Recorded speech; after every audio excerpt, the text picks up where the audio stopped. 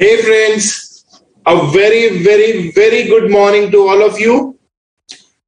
In the last session, we started with material costing, wherein we discussed few concepts relating to material costing. Further, I gave you guys 2 questions homework relating to valuation of material. I hope you guys have solved these questions. So if you guys have any doubts, any queries in the last part what I have discussed, you guys can please ask me. Else we'll proceed further and we'll move towards the next part of the chapters, that is relating to material storage and record. Just for your reference, we discussed what is material, why material control. Apart from this, the material procurement process what we have discussed. Then practical questions related to valuation of material received, that is what is to be added and what is not to be added while calculating the value of raw material. So this is all what we have done in the last session. So if you guys have any doubts, any queries, you guys can ask me. Else we'll proceed further and we will start with material storage and records. Very good morning all of you guys. Thank you so much that you guys have done the homework.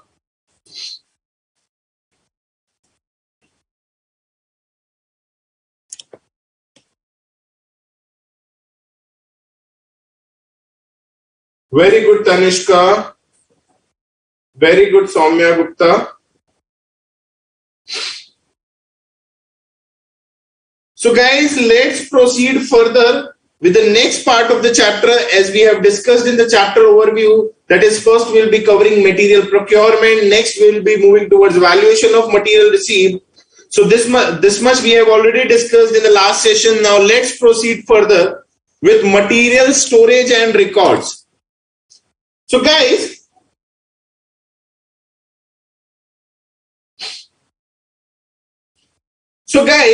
now the thing is what all records the storekeeper and the company has to maintain in relation to material. What all records the company has to maintain in relation to the stock we do have. Now see guys, keeping in short, 3 types of records are maintained.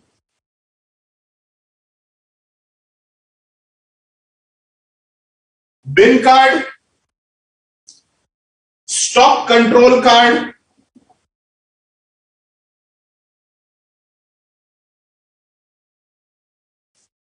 and lastly, stores ledger. These 2 records are maintained only by the storekeeper. These bin card and stock control card is maintained only by the storekeeper, and it contains only quantitative data.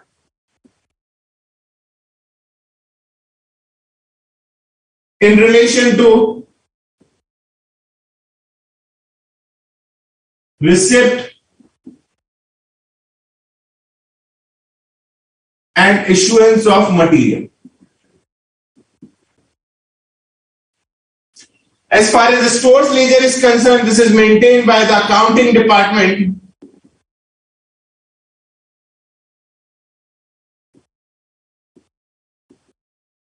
And it contains quantitative data as well as the data in monetary terms. So it contains that how much quantity of stock we have, and apart from this, what is the value of stock we have? What is the value of stock we have? What is the value of material that is received? And what is the value of material we have dispatched or issued, whatever it is? Very good morning to all of you. Now, what is the difference between the bin card and the stock control card? Now, let's start with bin card. What is bin card? The bin card is a card for a bin. Visualize what is bin. Bin represents a particular space or a particular container or a particular area. Let's say I have a godown of, let's say, 10,000 square feet, and there are 7 rooms wherein the stock is stored. So now each room will be treated as a separate bin. I repeat again, I have a godown wherein there are 7 sections. Oh, so it means what? Each section will be treated as a separate bin, and a separate bin card is to be maintained for every section. I repeat again, I'm discussing Mukta, have some patience. So I repeat again, मेरा एक godown है और godown में जो है 7 sections है. So each section will be treated as a separate bin. Bin represents a particular space, a particular container wherein the stock is stored. So हर जो space है, हर जो हमारा सेक्शन है, उसके लिए एक सेपरेट बिन कार्ड मेंटेन किया जाएगा and it contains the details relating to the receipt of material, issue of material. So this is all what about bin card. Bin card क्या होता है? एक छोटा सा कार्ड होता है, हर स्पेस के लिए जो है सेपरेट बिन कार्ड मेंटेन करते हैं.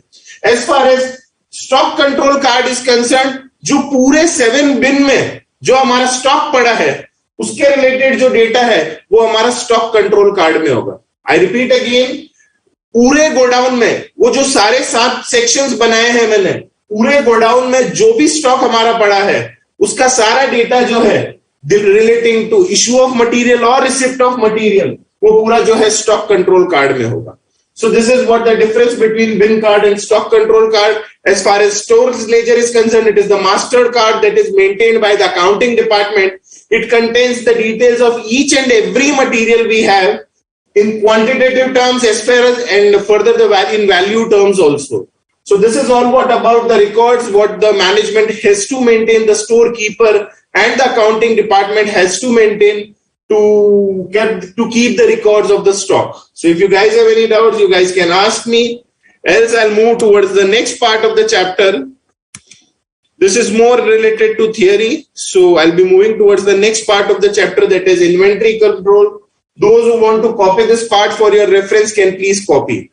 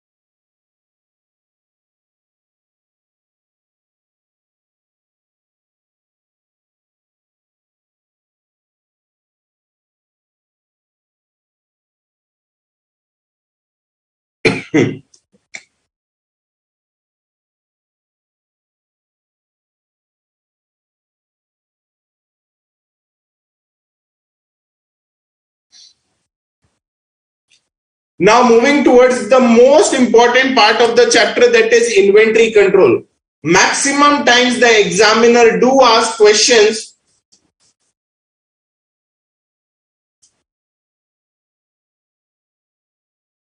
in maximum cases, in maximum time जो examiner question पूछता है वो आपको inventory control में से ही मिलेगा. So this is the most important part of the chapter. So guys, let's start with inventory control. Now the issue is, what is inventory control? Inventory control is a technique wherein we can maintain the sufficient stock while avoiding the overstocking. Inventory control की help से हम लोग क्या कर सकते हैं कि basically हमारा मेजर मोटो क्या होता है कि हमारे पास जो है sufficient stock होना चाहिए, so that our active production is not interrupted, keeping in mind that we should avoid the overstocking of the goods ताकि हमारे ज्यादा funds block नहीं हो. Now how to do this with the help of inventory control? Now inventory control के अंदर बहुत सारी techniques जो है we will be discussing one by one. So guys, let's start.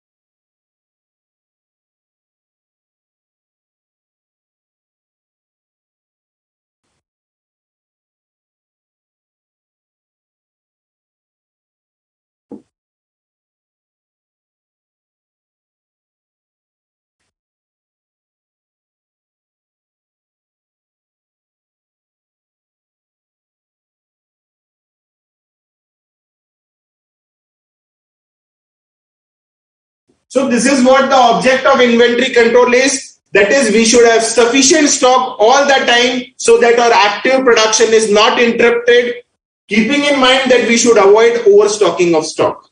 So this is what the major object of inventory control is. Now, there are various techniques we will be discussing one by one relating to inventory control. The first thing is, the first technique we can say is setting quantitative standards.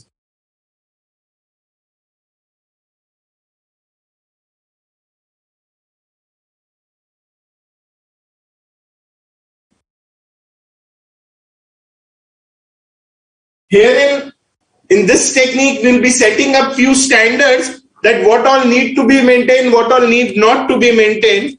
Apart from this, the next method we will be discussing is relative classification. This is another technique of inventory control, where we will be classifying the inventory into A category, B category, C category. I'll be discussing in detail later on. Thereafter, another technique of inventory control is ratio. Calculating ratios, using ratios analysis, and the last part we will be discussing is physical control.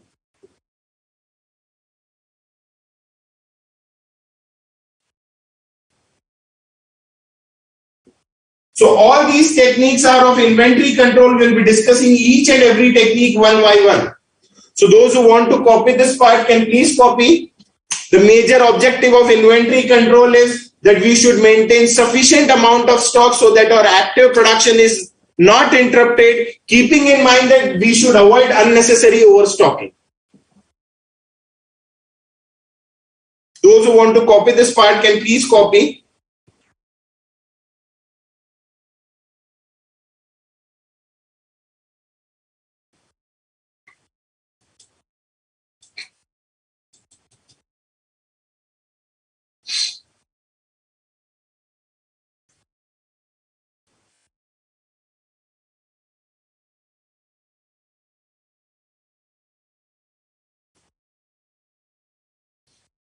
Now let's start with the first technique, that is setting quantitative standards.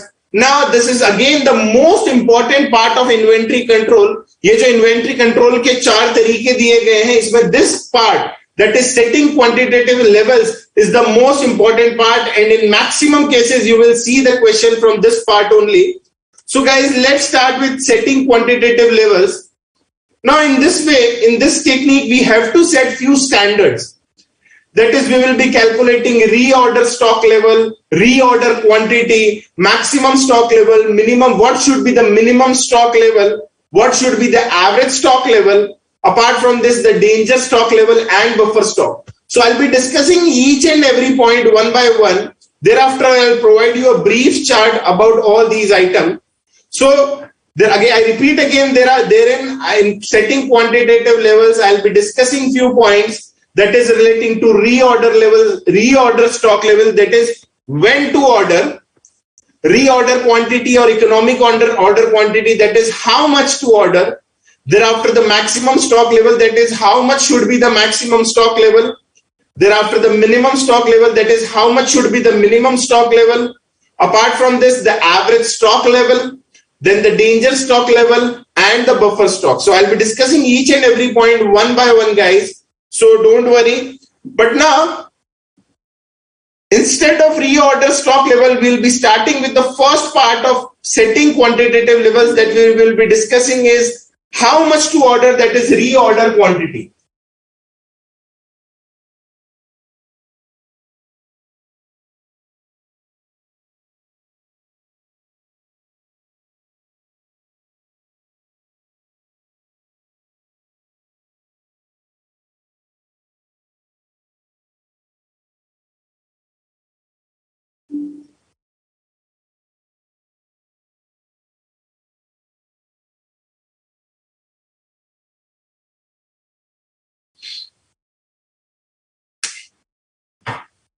Just give me a minute break, please, guys.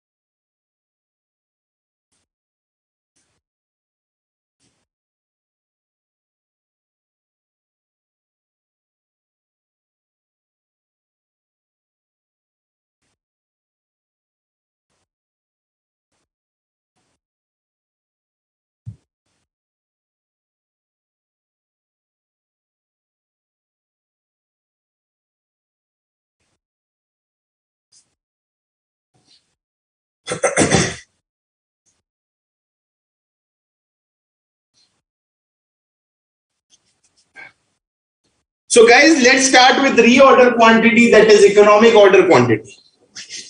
Now, how much quantity to order? Now guys, let's say I have an annual requirement of raw material of 10,000 units. I repeat again, I have an annual requirement of raw material of 10,000 units. मेरा annual requirement जो है raw material का क्या है? 10,000 units का. Now it is not necessary कि I have to order in one go. But होता क्या है कि suppose मैं एक साथ order कर देता हूँ. These 10,000 units I order in one go.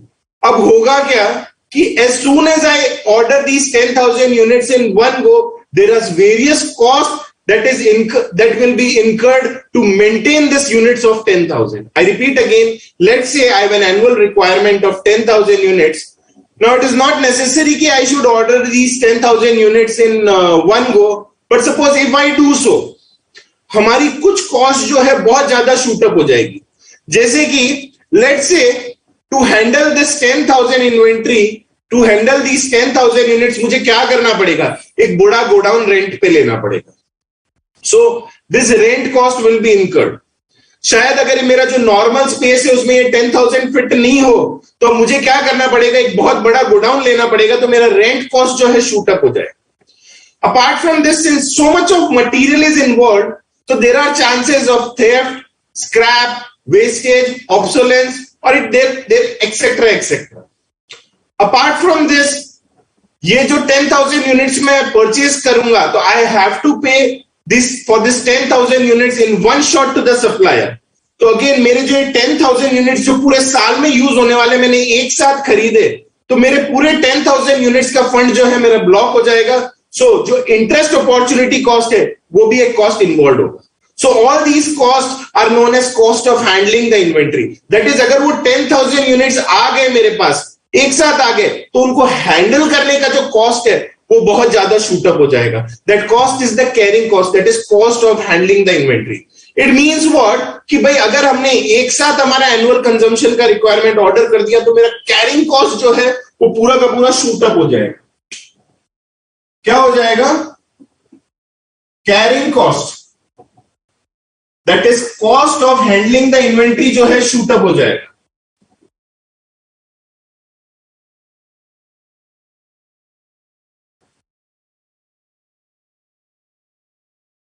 For your reference, I am writing also what all is covered in carrying cost. The rental charges of warehouse,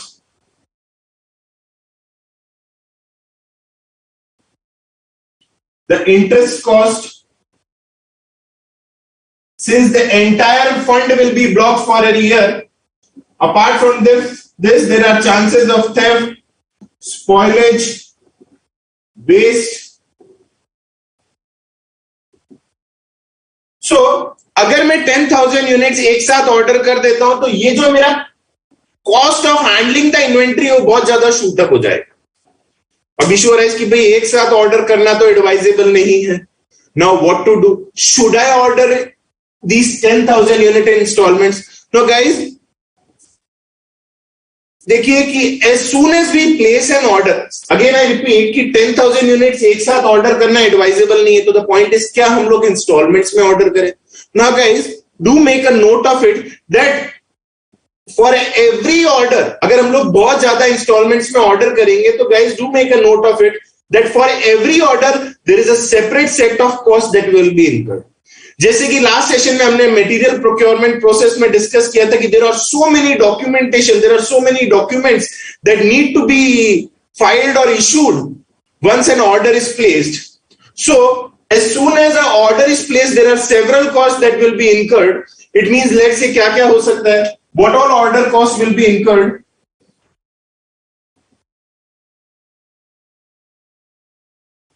The documentation cost that we have already discussed.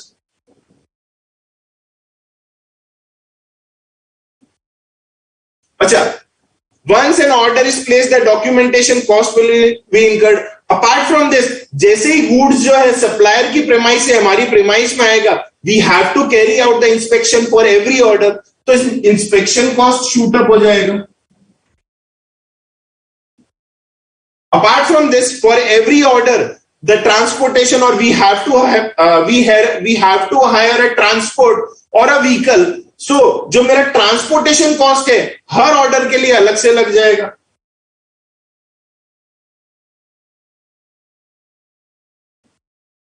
Now the point is कि अगर एक साथ order करते हैं तो हमारा carrying cost shoot up हो जाता है, that is cost of handling the inventory shoot up हो जाता है. और अगर ज्यादा इंस्टॉलमेंट्स में ऑर्डर करते हैं तो for every order we have to incur a separate cost. तो इन शॉर्ट अगर बहुत ज्यादा इंस्टॉलमेंट्स में ऑर्डर कर दिया तो मेरा overall ordering cost shoot up हो जाएगा. नाउ द पॉइंट इज कि भाई एक साथ ऑर्डर नहीं कर सकते, ज्यादा इंस्टॉलमेंट्स में ऑर्डर नहीं कर सकते. तो my point is how much quantity we should order so that we can minimize the overall cost. How much quantity we should order wherein we can minimize our carrying cost and ordering cost.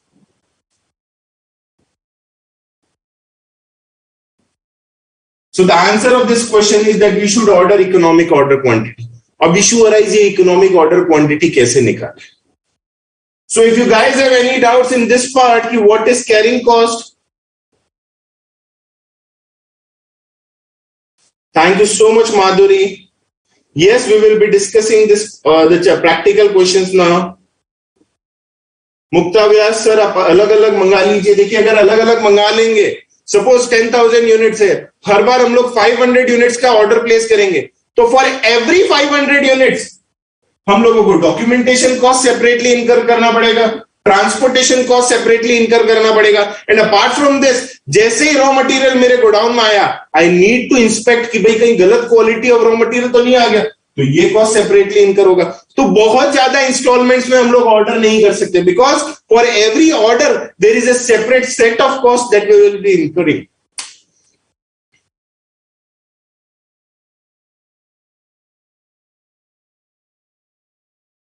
Yes, Mr. Arvind, don't worry.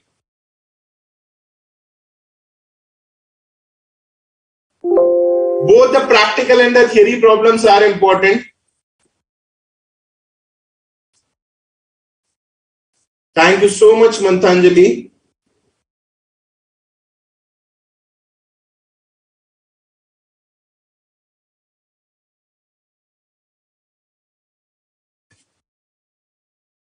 So guys, I repeat again, the first point, that is, let's say I'm explaining it again for the few students who are little weak in Hindi, few are from South India. So let's say guys, my annual requirement of raw material is 10,000 units. Now if I place the order in one go, my carrying cost will shoot up. When talking about carrying cost, it covers the rental charges to the warehouse because we need to hire a warehouse to store these 10,000 units. Apart from this, since I have ordered 10,000 units, so I have to make the supplier in one shot for 10,000 units. So my funds will be blocked for the entire year. So herein we can say, or opportunity cost, that is the interest cost will be involved. Apart from this, since there are so much of quantity involved, there are chances of theft also, waste also. When talking about, so if we can't order in one go, if we order in installment, so guys do make a note of it that every time you place an order, there is a separate set of costs that will be incurred, that is relating to documentation cost, inspection cost, and transportation cost. Now the big question is how much quantity we should order so that we can keep in check our ordering cost and carrying cost. So that quantity is known as economic order quantity. Now the point is how to calculate economic order quantity we'll be discussing. So if you guys have any doubts in this part, in English, Hindi, whatever it is, you guys can please ask me. Further, I request you to please make a note of this point. What is the logic behind, what is the purpose of calculating economic order quantity?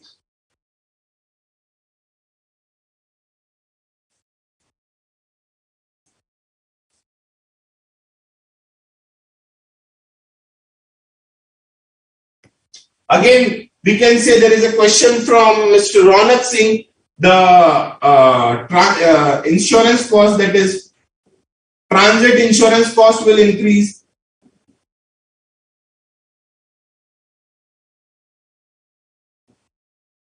If we want to insure our stock at the go down, then again we have to pay a huge amount for insurance of stock or stores, whatever it is. So please make a note of it. Please copy this part, guys.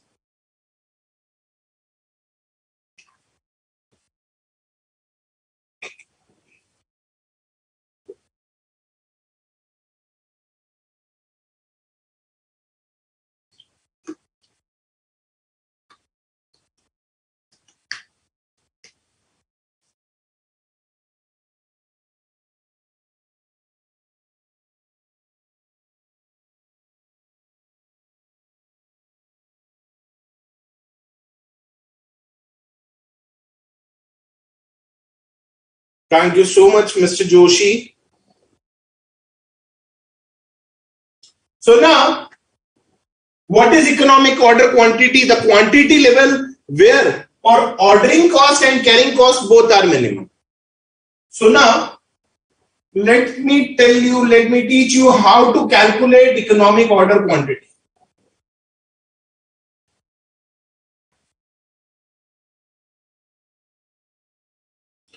Now guys, to calculate economic order quantity, we need three elements.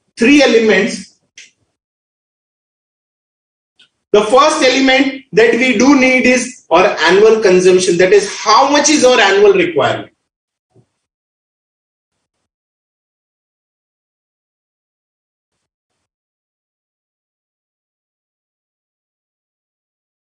The first point that we need is that there are three elements that are required to calculate or to find out the economic order quantity, the quantity wherein the ordering cost and carrying cost is minimum. So first thing that we do require is annual consumption.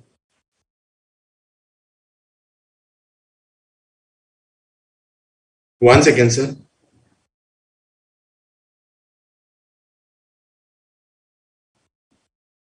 Is it fine, sir?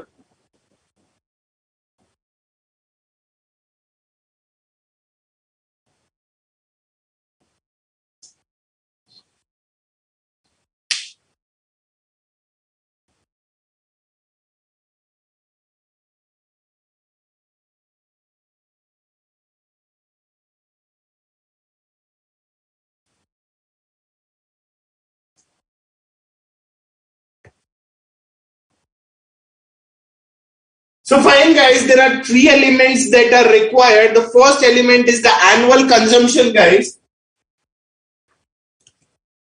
The first element is the annual consumption. Now guys, do make a note of it that कई बार क्या होता है कि हमारे पास जो है data दिया हुआ होता है weekly data, monthly data. So guys, very important, you have to convert it in annually. Let's say the data is given that the monthly requirement is 5,000 units. It means what? You no need to take 5,000. You have to convert this 5,000 into the annual data. So I repeat again, I'm focusing on the important part, that is we need annual consumption, not monthly consumption, weekly consumption or daily consumption. We need annual consumption. The second element that is required is the carrying cost.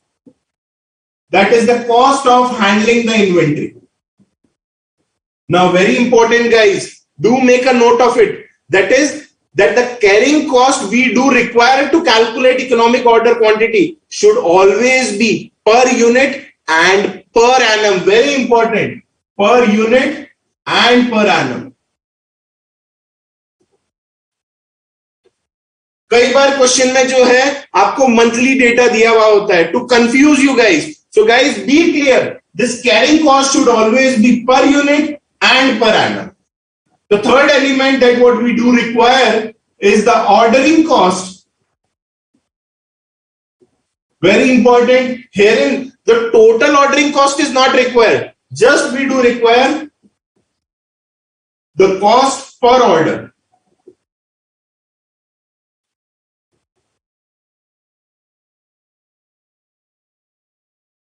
So I repeat again guys, there are three elements, there are three factors that are required to calculate economic order quantity. The first one is the consumption. Do make a note of it that this consumption should always be annual. If the monthly data or weekly data is given, you have to convert it into the yearly data.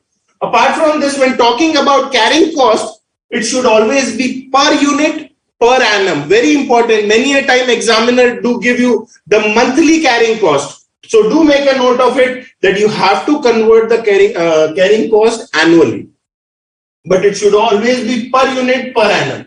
When talking about ordering cost, the easiest part, it should always be cost per order. इसमें ज़्यादा कुछ होता नहीं है. Examiner generally do give cost per order, but yes, there are chances that examiner may, to make the question difficult or to confuse the student, इन दोनों में कुछ कर सकता है.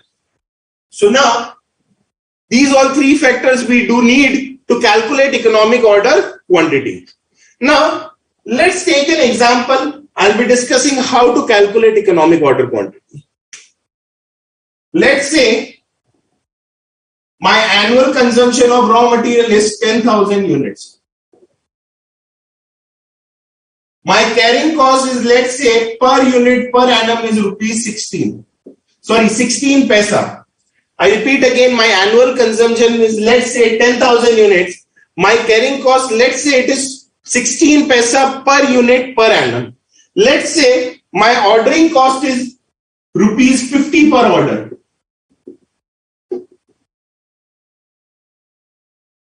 For more clarity,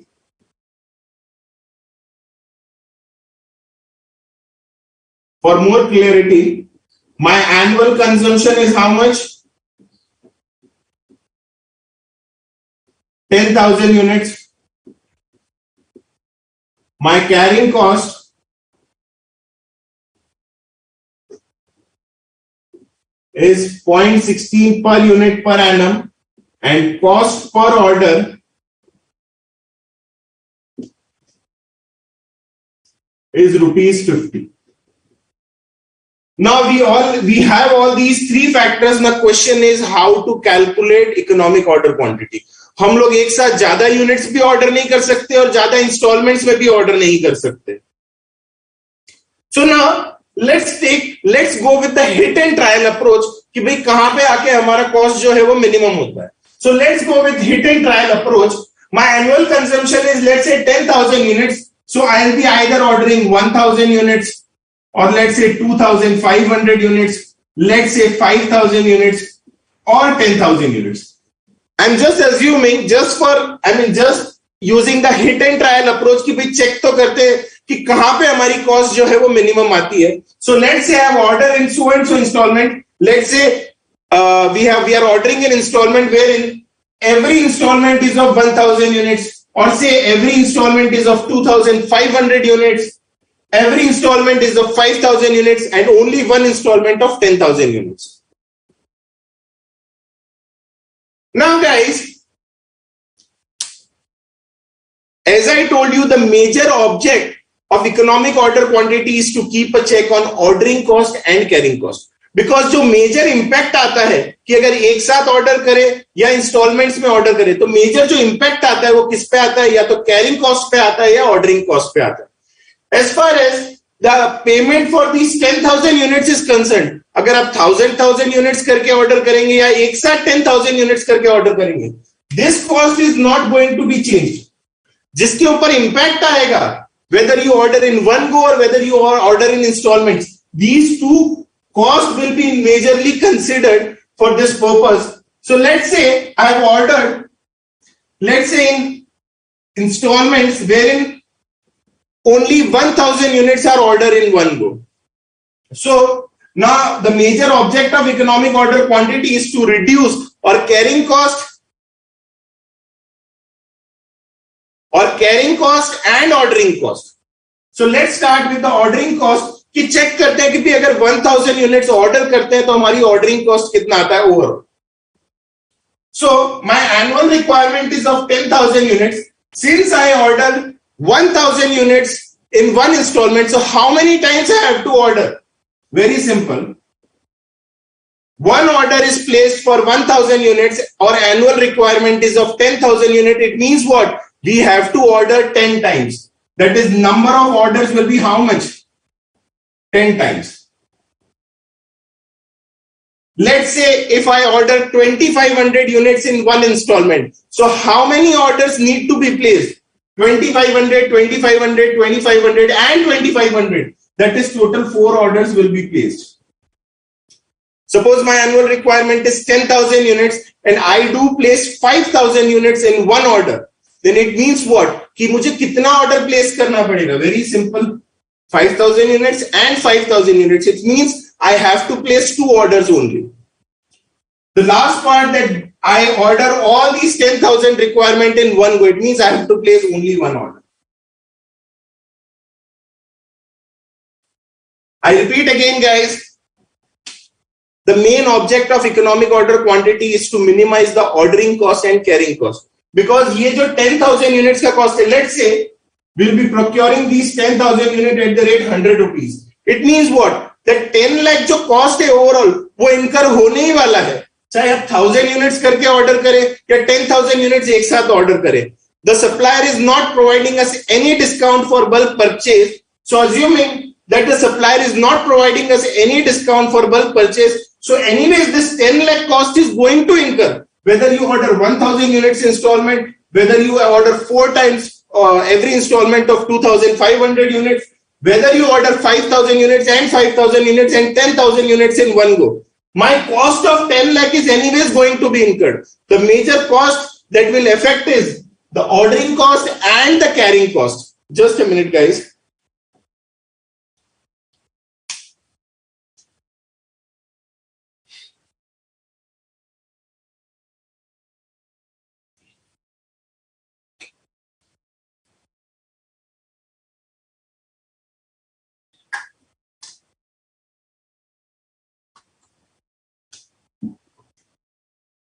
So let's calculate that how much ordering cost will be incurred for every installment and overall ordering cost. Now see, since we are ordering in installments of 1000 units, so total order that need to be placed is 10 orders. So we can easily calculate the ordering cost. That is, for every order, the cost incurred is rupees 50. So for 10 order, the overall cost incurred will be how much? 500. In the next case, since we are ordering in installments of 2500 units for every order, so 4 orders need to be placed for 10,000 units. So overall ordering cost incurred will be how much? 50 rupees for every order. So for 4 orders, it will be rupees 200. Next case, we are ordering 5,000 units in one go. It means what? We have to place 2 orders. So my total ordering cost will be rupees 100. And since we are ordering all these 10,000 units in one go, so the ordering cost that will be incurred is rupees 50. So देखिए, जैसे जैसे हमारा installments बढ़ रहा है, वैसे वैसे हमारा ordering cost बढ़ रहा है. Herein, we have ordered 10,000 units in one go. My ordering cost was rupees 50 only. But जैसे ही 2 installments में order किया, that is 5,000 and 5,000, my ordering cost went to 100. जैसे ही 2 की जगह 4 installments में order किया, मेरा ordering cost कितना हो गया? 200. जैसे installments और ज्यादा हुआ, कितना हो गया? 500. Let's say if I order in installments of 500 units, how many times I have to place an order? Very simple. Total requirement is how much? 10,000. In one installment, I do place an order of 500 units. It means what? I have to place 20 orders. And for every order, I have to incur a cost of rupees 50. It means what? My ordering cost will be 1,000 overall. So this is all what about ordering cost. Now, the second element, that is the carrying cost, we need to check. So let's start with calculation of carrying cost.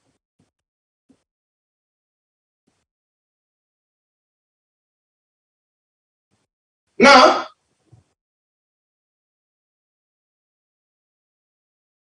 carrying cost is cost of handling the inventory. I repeat again, I've already discussed what is carrying cost, the cost of handling the inventory. Now, suppose मैंने 1000 units order किया at one go. So मेरा carrying cost कितने पे incur होगा? आज currently मेरा ये carrying cost जो है 1000 units के ऊपर पूरा का पूरा incur होगा. ना ये 1000 यूनिट्स जो है क्या होता जाएगा, कंज्यूम होता जाएगा. आज 1000 यूनिट्स है, कल ये क्या हो जाएगा, 800 यूनिट्स हो जाएगा, because it will be issued for production. फिर क्या हो जाएगा, 700 हो जाएगा, फिर हो जाएगा 300, फिर हो जाएगा 200 और फाइनली क्या हो जाएगा, 0. सो माय पॉइंट इज ये कैरिंग कॉस्ट जो है क्या पूरा 1000 यूनिट्स पे पूरे टाइम लगा रहेगा, नो. अगर आज ये कैरिंग कॉस्ट जो है 16 पैसा 1000 यूनिट्स पे लगा है, तो कल ये किस पे लगेगा, 0 पे भी तो लगेगा. I repeat again guys, ये जो 1000 units we have placed the order will be receiving 1000 units. Now I have to handle these 1000 units and I will be incurring the carrying cost. Now my point is throughout the year do I have to incur this 16 paisa on 1000 units? No. अगर आज मैं 1000 units पे carrying cost incur कर रहा हूं तो कल ये 500 units पे लगेगा. परसों जो ये है after issuance of product for production कल को ये 0 भी होगा. तो माय पॉइंट इज कि ये जो कैरिंग कॉस्ट है किस पे कैलकुलेट करें, on what figure we do calculate the carrying cost, क्योंकि the material is daily issued for consumption. So my point is किस पे कैरिंग कॉस्ट कैलकुलेट किया जाए. द बेस्ट थिंग इज कि आज ये 1000 यूनिट्स पे इनकर हो रहा है तो कल ये 0 यूनिट्स पे भी इनकर होगा. तो on an average this carrying cost is incurred on 500 units. It means what, that is carrying cost is incurred through out the year. It means what, अगर ये करंटली 1000 यूनिट्स पे हो रहा है तो इन फ्यूचर ये 700 पे होगा, इन फ्यूचर ये 500 पे होगा. As and when more stock is issued for production it might go to 0 also. So herein we are taking the average figure that is 500 units to calculate the carrying cost. So 1000 plus 0, क्योंकि आज 1000 पे हो रहा है तो कल 0 पे भी लग सकता है. So 1000 plus 0 divided by 2, that is 500. So 500 units into 0.16, the carrying cost is, so 500 into 0.16, that is 80 is the carrying cost. Now similarly 2500 units पे आज incur हो रहा है तो future में ये 0 units पे भी incur होगा. So 2500 divided by 2, that is 1250 into 0.16, that is 200. Similarly, 5000 divided by 2 into 0.16, that is 400. 10,000 divided by 2 into 0.16, that is 800 rupees. So my point is carrying cost. That's what I'm saying, Sushil Kumar. That is, अगर currently 1000 पे लग रहा है तो future में 0 units पे भी लगेगा. That's why we are taking the average inventory to calculate the total carrying cost. So now we have got the carrying cost. Do make a note of it that carrying cost is always calculated. This carrying cost is always calculated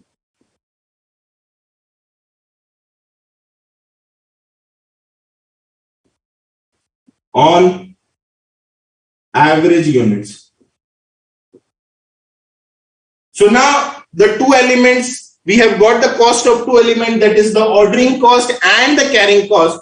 You can see जैसे जैसे हमारी installments कम हो रही है, जैसे जैसे हमारी installments जो है कम हो रही है, हमारी ऑर्डरिंग कॉस्ट क्या हो रही है, सेव हो रही है, मगर मेरी कैरिंग कॉस्ट जो है वो शूट अप हो रही है. Herein you can see when we were ordering 1000 units, our ordering cost was 500. However, our carrying cost was only 80. Similarly, when we order 5000 units, our ordering cost was 100, whereas carrying cost was increased, that is rupees 400. It means what? तो जैसे जैसे हमारी installments ज्यादा हो रही है और carrying cost is reducing, however और ordering cost is increasing. So it means what, this carrying cost and ordering cost has inverse relationship. अगर कैरिंग कॉस्ट कम होगा तो ऑर्डरिंग कॉस्ट बढ़ेगा और ऑर्डरिंग कॉस्ट कम होगा तो कैरिंग कॉस्ट बढ़ेगा. You can see it here in, इधर ordering cost constantly reduce हो रहा है. अगर हमने एक ही ऑर्डर किया 10,000 यूनिट्स का तो ऑर्डरिंग कॉस्ट एक ही बार लग रही है, मगर हमारी ऑर्डरिंग कॉस्ट जो है वो बहुत ज्यादा बढ़ गई है. तो it means what, this carrying cost and ordering cost have inverse relationship. Now, so these two are the major costs involved. As I already discussed, ये जो 10 lakh rupees है, it is anyways going to be incurred. The supplier is not providing us any discount for bulk buying, So this cost is completely irrelevant.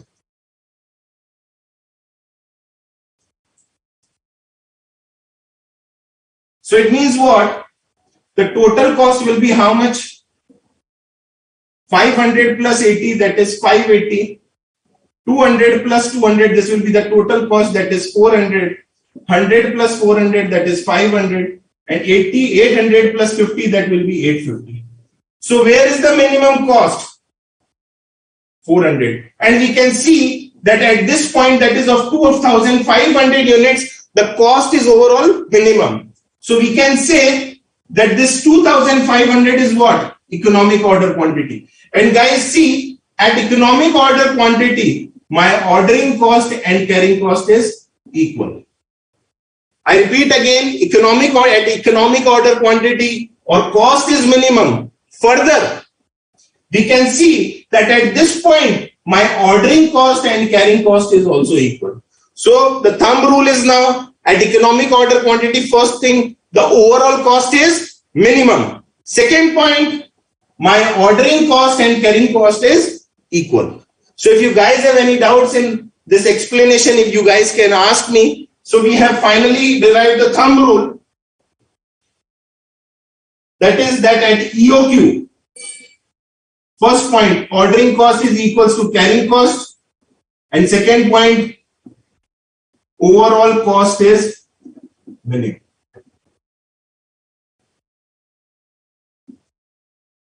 अब आपको इतनी exercise हर question में करने की जरूरत नहीं है. There is a formula that is given. I am just explaining why this formula. आपको इतनी एक्सरसाइज हर क्वेश्चन में करने की जरूरत नहीं है. There is a formula that is specified in the material. Will be following that formula only. Now how this formula will be derived, I will be discussing this part. If you guys have any doubts, you guys can ask मी.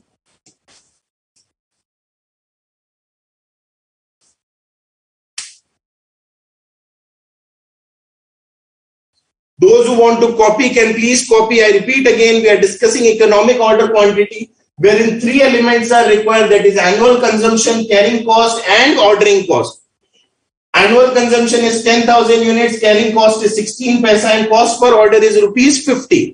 अब issue arise कि क्या installments में order करें. So I have just taken the few random installments. That is, let's say, what if in case we order 1,000 units? What if in case if we order 2,500 units? What if in case if we order 5,000 units? And what if in case we order 10,000 units? So you can see that ज्यादा हो रहा है, हमारा ordering cost क्या हो रहा है, बढ़ रहा है, मगर कैरिंग कॉस्ट जो हो रहा है वो क्या हो रहा है, कम. So when talking about the total cost, ordering cost plus carrying cost is the total cost, and herein we can see that our total cost is minimum at this point, and this is our economic order quantity. Further, I'll be discussing the formula part also, but yes, this is for your reference. So those who want to copy can please copy. Sushil Kumar, thank you so much. Tanishka Agarwal, thank you so much. Sumit. Now when talking about carrying cost is incurred throughout the year.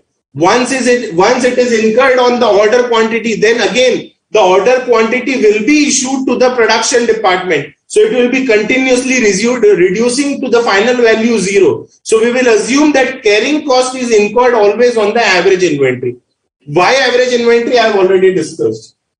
So please copy for your reference. I'll be discussing the derivation of the formula also, and thereafter we'll be discussing few numericals also from the study material. So I request you guys to please copy this part.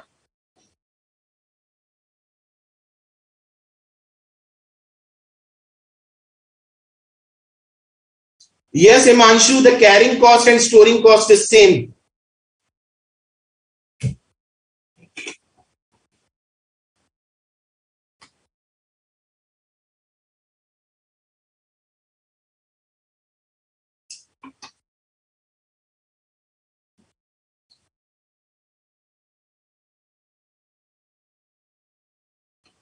Please take the screenshot.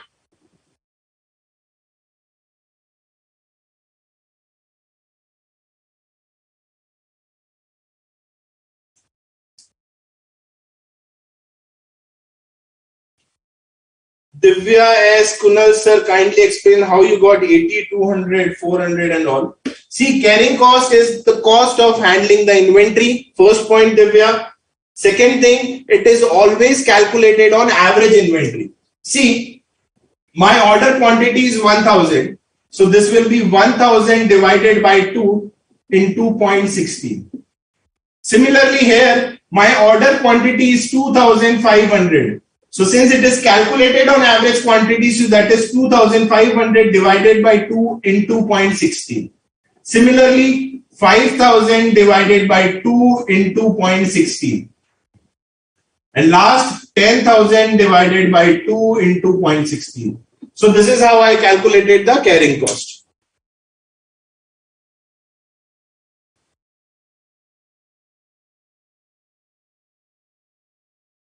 Thank you so much, Mr. Ali. So very important, guys, at economic order quantity or overall cost is minimum. And second thing, the carrying cost and ordering cost having inverse relationship at this point, or carrying cost and ordering cost will be same, minimum and same. So at economic order quantity, very important, the overall cost is minimum plus the ordering cost is equals to the carrying cost. So please take the screenshot quick. I have to proceed further. We are running out of time. Please copy, guys.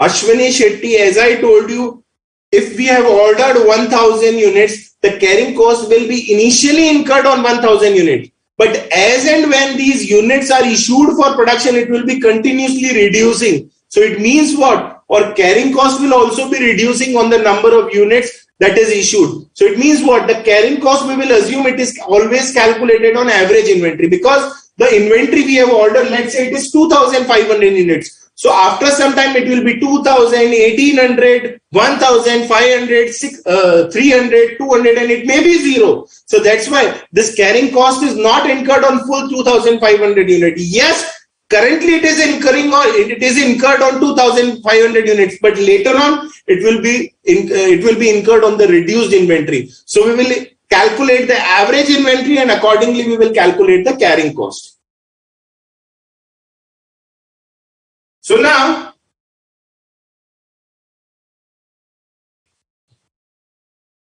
I hope you guys are clear that at EOQ, the ordering cost and carrying cost are equal. Is equal to carrying cost.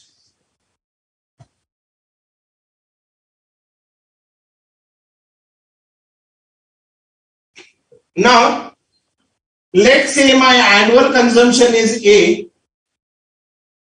Let's say my annual consumption is A, my carrying cost is C, and my ordering cost is O. I repeat again, guys. Let's say my annual consumption is A, my carrying cost I'll be denoting as C, and my ordering cost I'll be denoting as O. So as I told you that at economic order quantity, my carrying cost and ordering cost is equal. So now let's see how formula is derived. So how we used to calculate the ordering cost? हम लोग ordering cost कैसे calculate करते थे? Very simple. Or annual requirement, that is A, that is we do require 10,000 units divided by order quantity कि भाई हमारा quantity कितना order हुआ. So we used to get the number of orders that are required. I repeat again, let's say in the same example, I have ordered, let's say 1000 unit. It means what? How we have calculated the ordering cost? Very simple. 10,000 units is my annual requirement. My order quantity is, let's say 1000 unit. It means what? We have to place 10 orders into the cost per order, that is 50. So this is how we were calculating the ordering cost. How come? That is my annual requirement divided by ordering order quantity into my ordering cost, that is denoted by O. Similarly, how we were calculating the carrying cost, that is the order quantity, that is either 1000, 2500, 5000 or 10,000. That is my order quantity. Since we were calculating carrying cost only on the average inventory, so divided by 2 into the carrying cost per unit. So this is how we were. What is the formula of ordering cost? This is the formula of ordering cost. This is the formula of carrying cost that we have already discussed. Now let's simplify this formula. Cross multiplication, the basic mathematical principle, that is 2 into A into O is equals to OQ goes this side. So OQ into OQ, that is OQ square into C. So herein, let's bring the C down. So 2 into A into O divided by C is equals to OQ square. So if we have to remove the square, this side will be the under root. So this is how 2 into A into O divided by C. This is my order quantity, or we can say economic order quantity. So the same question I am solving with this formula also. That is 2 into my annual requirement is 10,000 units into my ordering cost is per order is rupees 50 divided by 0.16. We will get the final answer, that is 2,500 units. So भाई ये जो formula दिया है ये कोई formula नहीं है. There is a logic behind the formula. That is at EOQ my ordering cost and carrying cost is equal. How we calculate the ordering cost? That is my annual requirement divided by the order placed into the ordering cost per order. How we calculate the carrying cost? That is the order quantity divided by 2 into my carrying cost, that is C. So let's simplify it. We will get the formula and we can calculate economic order quantity. Now, how come ordering cost is equals to carrying cost at economic order quantity? I've already discussed in the table. So this is all what about economic order quantity. I repeat again, try to remember the concepts rather than the formulas. It will be very easy for you while solving the paper.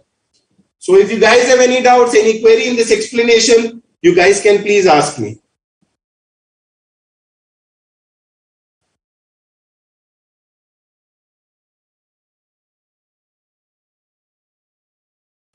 Those who want to copy this derivation can please copy. And if you guys have any doubts in EOQ, you guys can ask me. Thereafter, I'll be discussing few numericals from the study material, guys. So whatever the queries you have, you guys can please ask me. Waiting for your queries, guys. Thank you so much, Mr. Jaspreet, Miss Jaspreet.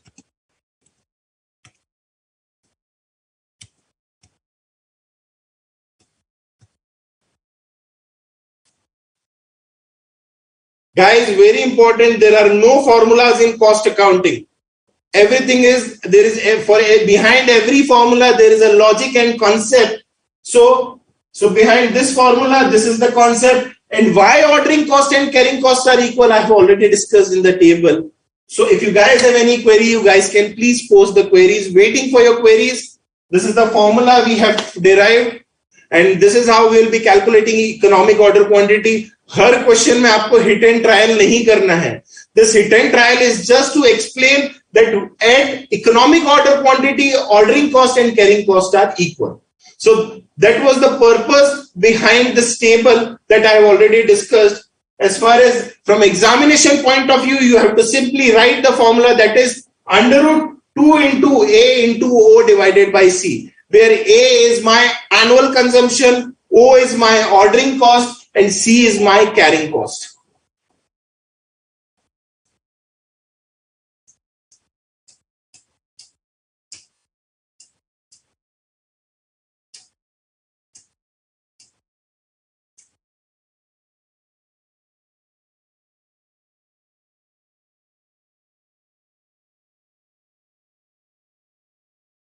Giving you 2 minutes time, so please recollect what I have discussed. Thereafter, I'll be starting with the numericals from the study material. So I request you guys to please, आप अपना study material जो है आप अपने पास लेके आ जाइए. I'll be discussing the questions from study material. at least 3 to 4 questions from study material. So please guys,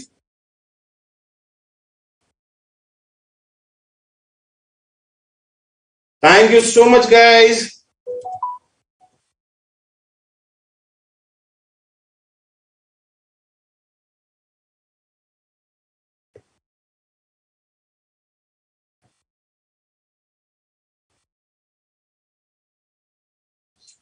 Suyog Joshi sir, can you please explain this formula in Hindi?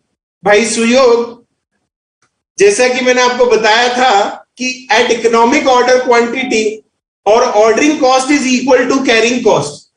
तो when talking about the formula for ordering cost, it means what कि भाई जितना भी हमारा annual requirement है, that is 10,000 unit in the example, how much is the instalment we are ordering, that is the order quantity. उससे हम लोग divide कर देंगे. And as I said that we have to calculate the ordering cost, and ordering cost we are denoting by O, so multiplied by O. When talking about carrying cost हमेशा average inventory पे calculate किया जाता है. So the order quantity, it may be 1,000, 2,500, 5,000 or 10,000. It will be divided by 2 into C. C is what? My carrying cost that I've already discussed. So cross multiplication होगा, the simple mathematical rule. So 2 into A into O. 2 will go this side and OQ will go this side. So 2 into A into O, OQ into OQ, OQ square into C. So C को अगर हम नीचे लेके आएंगे तो 2 into A into O divided by C is equals to OQ square. If we have to remove the square, so the other side will be the under root, and this is how the formula is derived, Suyog.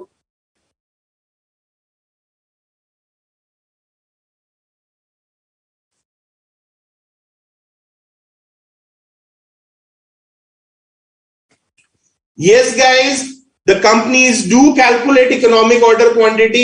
हम लोग कुछ जबरदस्ती सीखने के लिए नहीं पढ़, I mean जबरदस्ती सिर्फ पढ़ने के लिए नहीं पढ़ रहे costing. This costing is applied in all the fields.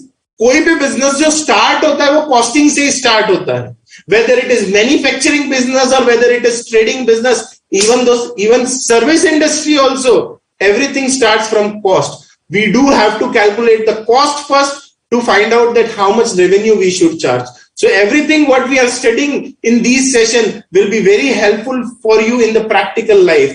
When you are working for companies, you will be using these methods and you will say कि sir मैंने समझा था उस वक्त कि OQ क्या होता है. So guys, what I am teaching you, please focus on it and try to learn the derivation rather than learning the formulas. Still, if you guys have any doubts, you guys can please ask me. Maximum time the examiner do ask question on economic order quantity. Economic order quantity calculate कीजिए, calculate ordering cost, calculate carrying cost. So this is what in maximum cases examiner do ask guys. Again, it's a very easy part, but since the derivation is important, so that's why I made all this exercise to make you understand the logic or concept behind this formula.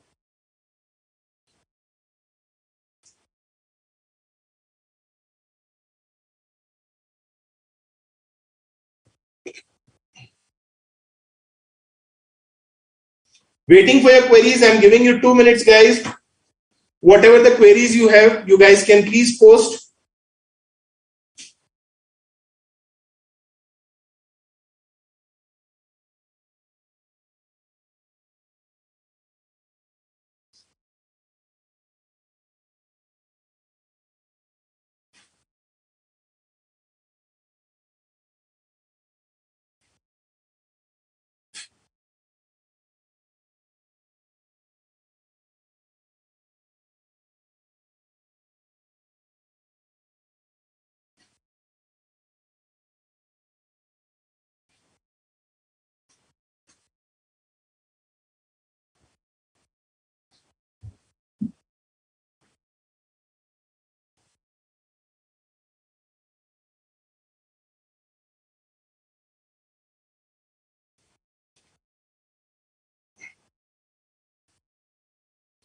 So guys, let's proceed further.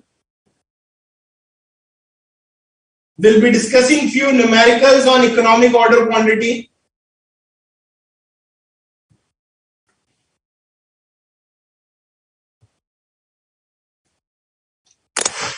Chaliye, let's start with illustration number 4. I'll be referring the study material. So guys, it is page number 2.23 of the new study material, that is the latest study material. I'm discussing question number 4 or illustration number 4. So I request you guys to please open the study material for your reference. So guys, let's start. Calculate the economic order quantity from the following information. Also states the number of order to be placed in a year. My annual consumption of raw material, it is given per annum only. So my annual consumption is how much?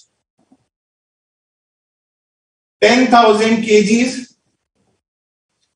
My order placing cost per order, this is what we need, that is rupees 50. So my ordering cost is rupees 50 per order.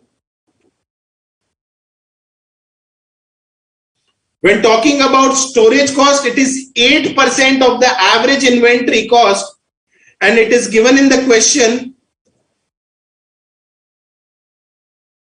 That is, the cost of raw material is rupees 2 per kg. So the carrying cost will be rupees 2 into 8%, and this will be 0.16. Now you have to calculate economic order quantity. A very simple question. The formula is 2 into A into O divided by C. So under root 2 into A is my annual consumption, that is 10,000. O is my ordering cost, that is 50. Whole divided by C. C is 0.16, that is my carrying cost. So that is 20,000 into 50 divided by 0.16 under root. So this will be 2,500 units. Guys, trust me, once you are thorough with the concepts, this EOQ is the most easiest part, and it's a bonus marks for you guys in the examination. If the examiner asks you कि भाई कितना order place करना पड़ेगा, very simple. Number of orders to be placed, that is our annual requirement is 10,000 units. कि भाई हमारा annual requirement कितना है? 10,000 यूनिट का, और एक टाइम में हम लोग कितना यूनिट्स ऑर्डर करते हैं? 2,500. It means what? How many orders need to be placed?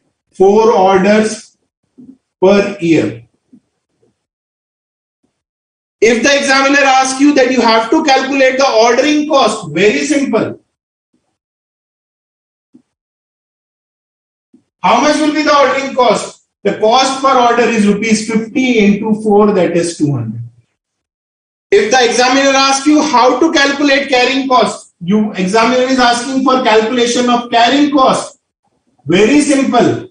2,500 units is our economic order quantity. Now, carrying cost is always calculated on average inventory. So divided by 2 into carrying cost per unit, that is 0.16. So this will be 200. This is the solution of illustration number 4. I have covered each and every point in detail. Whatever the doubts you have, you guys can please ask me.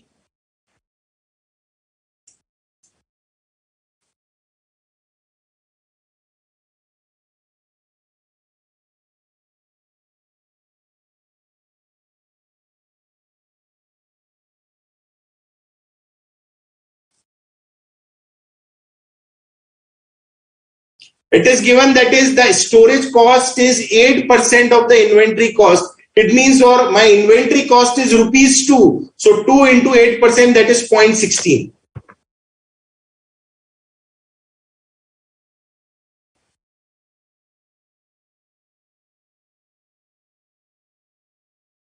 See, Shivam Kumar sir, how come ordering cost multiplied by O dear?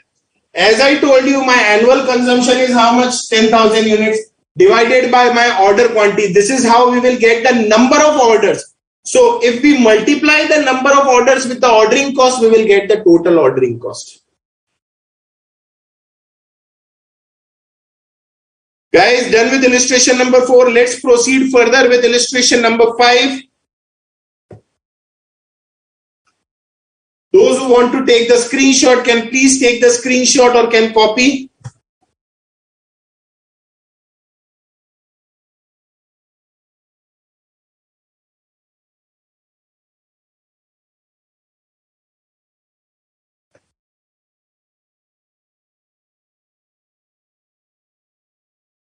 Perfect, Prabhas Jain.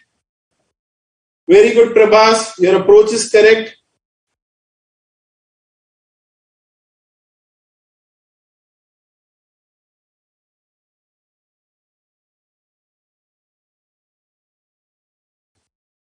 Let's proceed further, guys, with illustration number 5, that is compute economic order quantity and the total cost for the following. I repeat again, guys, I'm discussing illustration number 5, guys. So compute economic order quantity and the total cost for the following. My annual demand is 5,000 units. So my annual demand A is 5,000 units. So the first element we have A, that is 5,000 units. Unit price is irrelevant for as far as EOQ is concerned. However, it is utilized while calculating carrying cost. So ignore it as of now. Order cost is rupees 16 per order.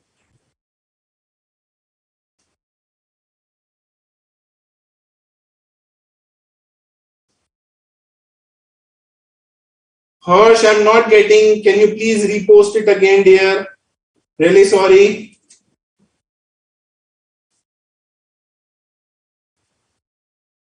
So guys, now annual order cost is rupees 16 per order. So we have O also, that is rupees 16 per order. When talking about carrying cost, I have already discussed what is carrying cost, the cost of handling the inventory. That is inventory जो है हमारे पास उसको handle करने का cost. It may be transportation cost also, some percentage of waste also, some percentage of obsolescence also, some percentage of, we can say, warehousing charges also. So here it is given that the storage rate, it means what, more or less related to rental cost, that is 2% per annum. The interest cost, they have mentioned that since our funds will be blocked throughout the year, our funds will be blocked for the order quantity, so the interest cost involved is 12% per annum. Again, it's a carrying cost. As far as obsolescence rate is concerned, it is 6% per annum. So in aggregate, we are incurring 20% per annum as the carrying cost. That is 12 plus 2, 14 plus 6. 20% on an average we are incurring as the carrying cost, and the unit price is rupees 20. So my carrying cost will be 20 into 20%, that is 4. So now we are done with all these three elements. Again, while calculating EOQ,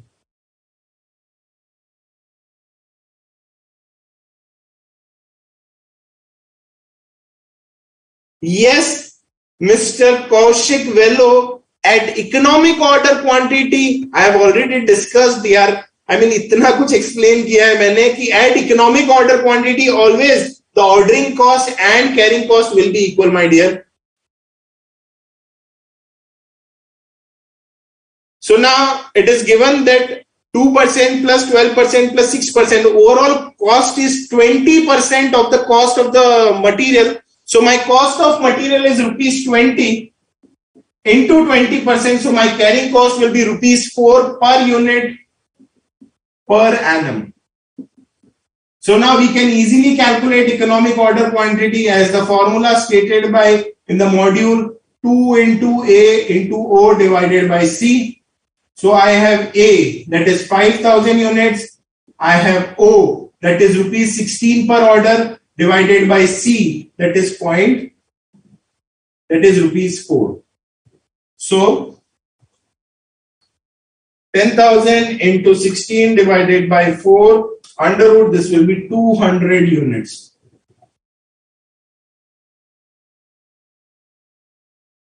So now further the examiner has told us to calculate the total cost also for in the case. So calculation of total cost as far as our annual cost is concerned or cost of raw material is concerned, it will remain same. That is my annual requirement is 5,000 units.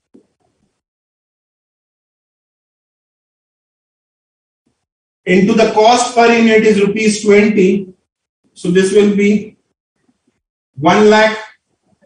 My ordering cost will be how much? My ordering cost will be how much? That is 2 Total my requirement is 5,000 units, and I do place 200 units order in one go. So total number of order required is how much? 25 orders into the cost per order is 16. So 25 into 16, this will be rupees 400.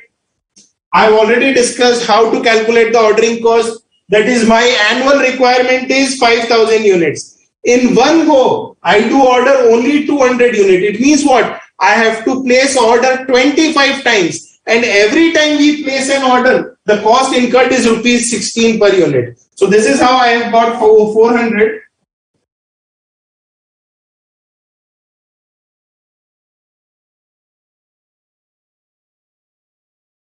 Can you please repost your comment, Harsh?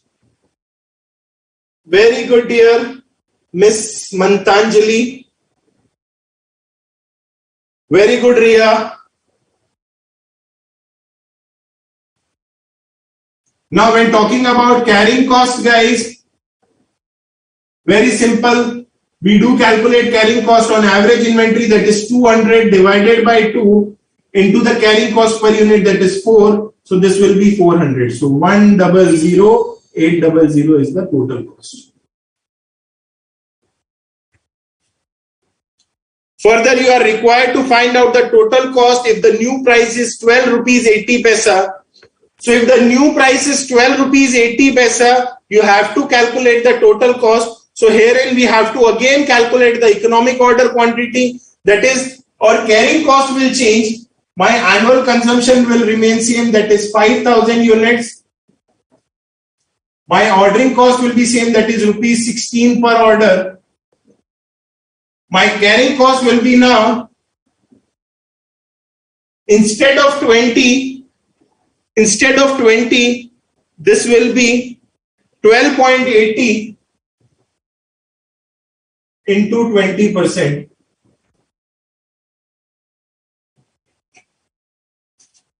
So this will be 12.80 into 2.56.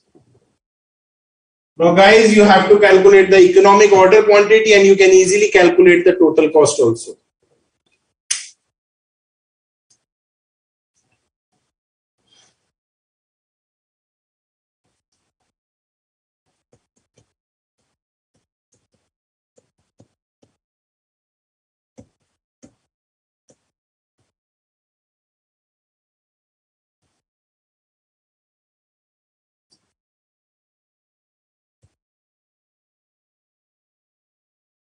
So if you guys have any doubts, any questions, any queries relating to EOQ, you guys can please ask me.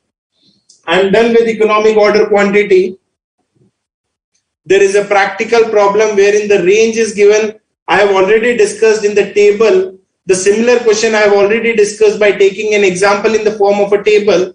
So you guys can refer that question. You will be able to solve that question for economic order quantity. Rest all, more or less, all the questions are same. So if you guys have any queries, you guys can please post your queries.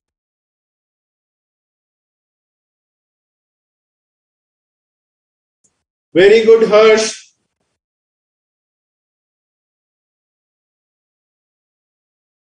So guys, let's take a break of 10 minutes and then we'll start with the remaining part of the chapter. Again, the quantitative techniques. That is the most important part, of which we have already discussed economic order quantity. So now we'll be proceeding with the remaining part of the chapter after a break. So let's take a break of 10 minutes and then we'll start with the another part of the chapter, that is relating to reorder level, minimum level, maximum level, and all these points. So let's take a break.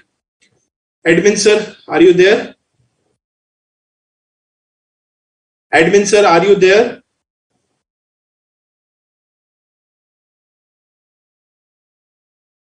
Sir, put the break for 10 minutes, sir.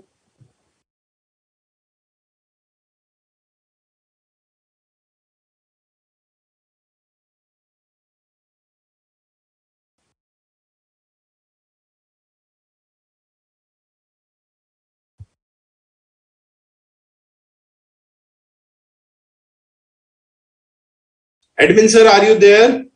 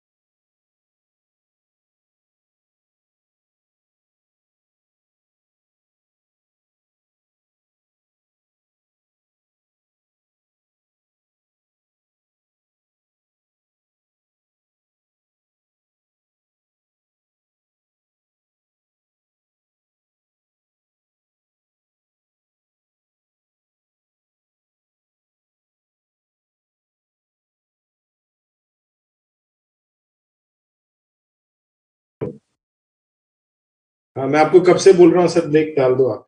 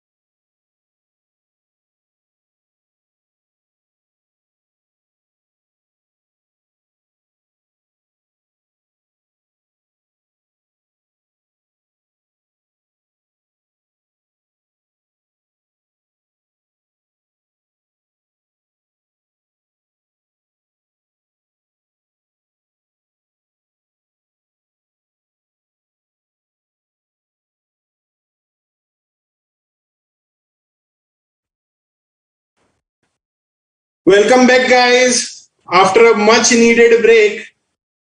So guys, there are few queries from the students that, sir, why we are considering 5,000 in calculation of ordering cost. Ordering cost is the cost per order. So my annual requirement is of 5,000 units.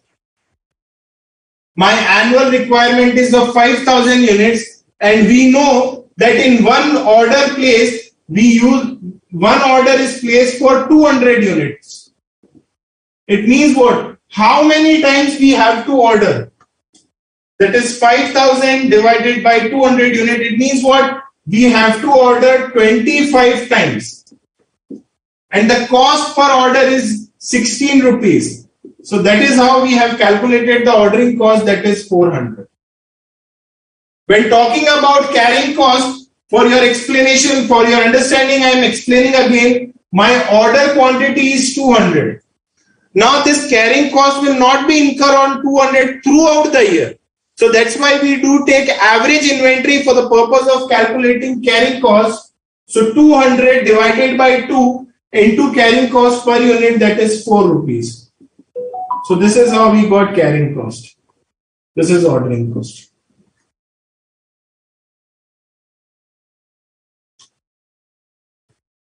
Mr. Joshi Suyog, Sahil Joshi, sir, how we know that 12.80 is the carrying cost? My dear, 12.80 is not the carrying cost. They are saying in the question that what if in case if the price has been reduced to 12 rupees 80 paisa, so then in that case, it will have a direct impact on the carrying cost, because carrying cost is 20% of the price. So that's why.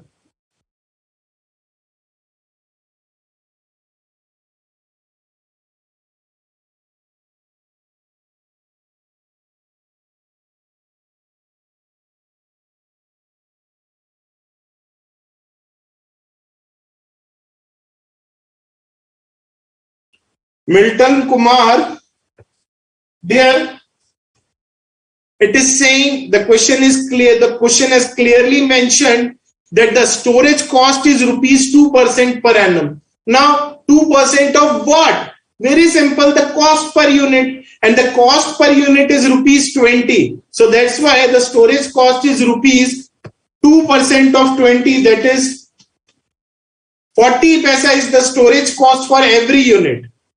Thereafter 20 into 12%, 2 rupees 40 paisa is the interest cost for every unit. And apart from this, for every unit, we incur a certain percentage of obsolescence, and that is 6% of rupees 20. So that's why I have calculated 2 plus 12 plus 6, that is 20% of rupees 20. That will be the carrying cost.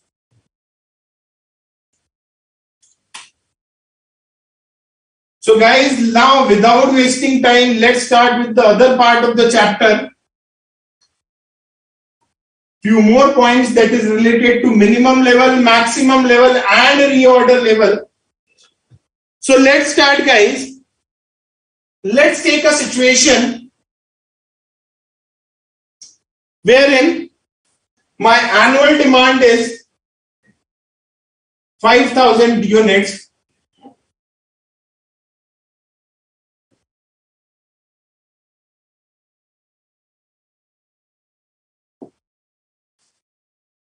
My ordering cost per order is, let's say, rupees 20.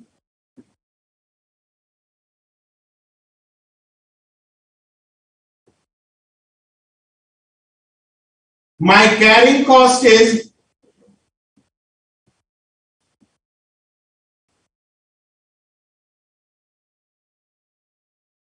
I'll be addressing your query, Karthik.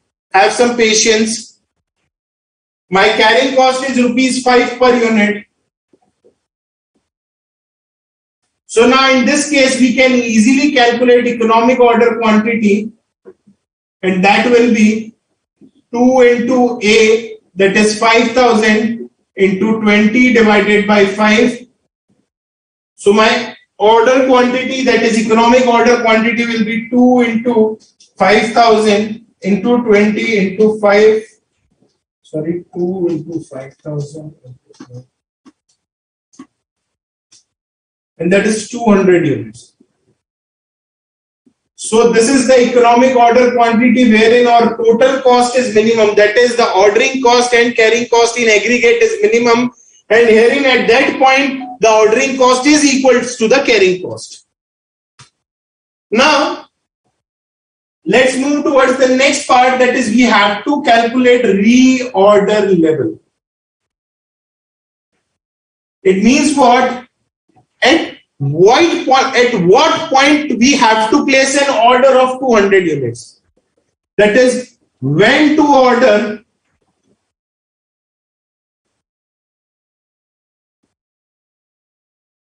now.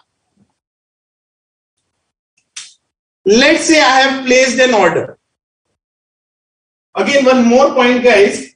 For calculating this reorder level and reorder level, maximum level, minimum level, we'll be needing few more data relating to, we'll be needing few more data. So let me copy this data first. That is, we will be needing data relating to that how much units we do consume every day, and how much time the supplier do take to deliver our raw material. So delivery time, or we call it as time. Consumption ki jagah we can use usage and we can use time. I repeat again, some additional information will be given in the question if we have to calculate reorder level, maximum level, minimum level, danger level, whatever it is. So some additional information will be given as regards the usage. That is how much quantity we are consuming every day. Apart from this, the time taken for delivery by the supplier. Let's say my minimum usage is also given, my average usage is also given, and my maximum usage is also given. Let's say it's a rainy season, the product demand is very low, but since my labors are coming every day, so I have to make them work instead of sitting, instead to make them sit idle. So let's say my minimum consumption per day is 10 units. Let's say the Diwali season is there is a huge demand, I have to make my workers work overtime. So let's say my maximum consumption in rarest situation is, let's say, 20 units. So on an average, I do consume 50 units every day. So see, this situation and this situation happens once in blue moon. But this average, this my normal usage is my everyday situation. As far as the delivery time is concerned, minimum to minimum, he will take 2 days. But in extreme cases, let's say supplier is not having adequate quantity of raw material, he might take 4 days. So on an average, he do take 3 days. So if the average information or normal information, that is minimum usage, maximum usage, if let's say if in any case the data relating to normal usage or average usage or average delivery time is not given in the question, then you can do the simple average. However, I am providing you the data. So further, if the average data or normal consumption or normal delivery time is not given, you can take the average of the minimum and maximum. So now we are done with the data, that is the minimum usage, the minimum delivery time, the maximum usage, the maximum delivery time. These two situations happen once in blue moon. As far as my everyday affair is concerned, on an average, I do consume 50 units every day, 15 units every day, and on an average, the supplier do take 3 days to deliver the goods. So now, let's start with reorder level. Now guys, let's say I have placed an order, and how much order I will be placing? Let's say I have placed an order, so how much orders I would have placed? 200 units, this is my economic order quantity. अब होगा क्या? Depending upon the requirement, that is 10 units per day, 15 units per day, 25 units per day, the raw material will be consumed. It may go till 150, it may go till 100, it may go till 80, it may be 60. it will then move to 40 and then finally to 0. So I repeat again guys, ये जो 200 units मैंने order किए हैं ये मुझे receive होंगे और ये धीरे धीरे धीरे sometimes 10 units will be consumed, sometimes 15 units will be consumed, sometimes 20 units will be consumed. और after consumption धीरे धीरे क्या हो जाएगा? 0. Now my point is, will I wait till my entire stock is 0? क्या मैं 0 होने तक ऑर्डर करने का वेट करूंगा क्या? No, never. Why? Because if I do so, if I wait till my stock is 0, होगा क्या कि 2 days, for 2 days my active production will be interrupted. मतलब 2 दिन तो लगेगा ही लगेगा, my active production will be interrupted because I will be having no stock to process. I will be having no raw material to process because it takes minimum 2 days to deliver the goods. So supplier मुझे 2 दिन बाद provide करेगा. So I can't wait till my stock is 0. I have to place the order in between 200 and 0 so that at least I'm in the safest position and my active production is not interrupted. Again, in worst possible scenario, अगर मेरा stock 0 हो गया and now I am placing the order, in worst possible scenario, कितना time लगा सकता है supplier? 4 days का time भी लगा सकता है supplier as it is given in the problem. So, very important point, when to place an order, we have not to wait till 0. Now the question is the order कभी place करना है. Now the question is when we have to place the order. चलिए एक बात बताइए, worst to worst scenario क्या हो सकता है? What is the worst to worst scenario that can happen? That he will deliver the goods after 4 days? In worst to worst scenario, supplier क्या कर सकता है कि he can make the delivery of the goods after 4 days? Further, और भी क्या बुरा हो सकता है कि भाई every day मेरा 20 units का issue हो रहा है production department में. So on an average, for 4 days I'm issuing 20, 20, 20, 20. It means what? If I have 80 units, I can handle any type of situation. बेकार से बेकार क्या हो सकता है कि भाई स्टॉक जो है हमारा 4 दिन बाद आया. अपार्ट फ्रॉम दिस मेरा कंजम्पशन भी बहुत ज्यादा हो रहा है. This is the most pessimistic approach कि अगर एकदम पेसिमिस्टिक भी सोचे, इफ वी थिंक एकदम pessimistically also, then too also if I have 80 units, it means I can handle any type of situation. Even 10 consumption or 15 consumption or 20 consumption or I am safe. My active production will not be interrupted in that case. So it means what? 80 is the point wherein I can handle any situation, whether my consumption is too much or whether my delivery time is too much. I can handle any situation if I have a stock of 80 units. It means what? This 80 unit is what? My reorder level. That is, as and when you reach 80 units, you have to immediately place an order. So when talking about reorder level, we use the pessimistic approach कि worst to worst scenario में क्या हो सकता है कि हमारा consumption जो है every day 20 units issue हो रहा है. It means what? Maximum consumption हो रहा है. And supplier is also taking too much time, that is maximum delivery time. This is the worst possible scenario. So in that case, if we have 80 units, it means we can handle any situation. So 80 is the point wherein कोई भी case में my active production will not be interrupted. So this is what my reorder level. So in reorder level, we use the most pessimistic approach. सबसे बेकार से बेकार क्या हो सकता है? So this is what we'll be doing in reorder level. That is when to order. That is order कब करना है कि मेरा active production कोई भी केस में interrupt नहीं हो.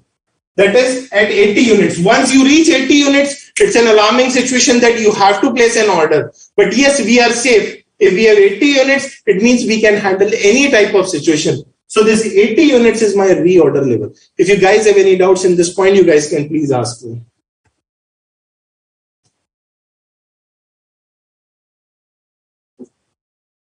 Waiting for your queries, guys. The formula that is given in the study material is maximum consumption into maximum time. Again, no need to remember the formulas. Just try to memorize the concept that what is the logic behind this concept that is reorder level. If you guys have any doubts, you guys can please ask me. Waiting for your queries, guys.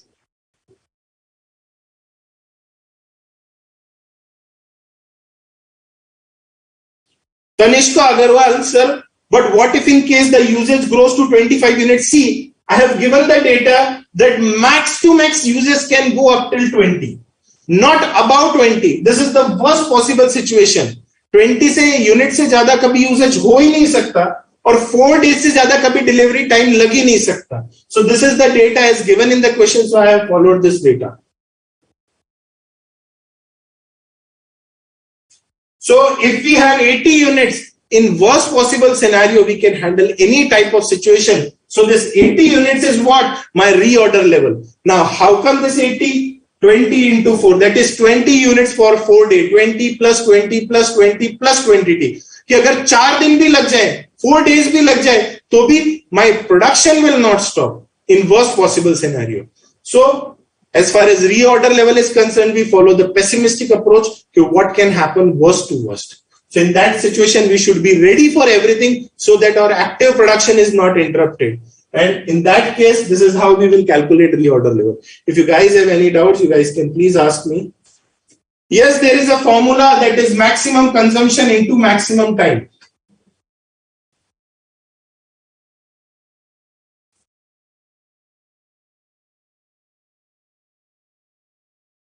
Yes, well said, Neha Gupta, that see, when we have received 200 units, it's going down to 150 depending upon the usage, and once it reaches 80, it means what we have, it's an alarming situation, we have to order. So this is what my reorder.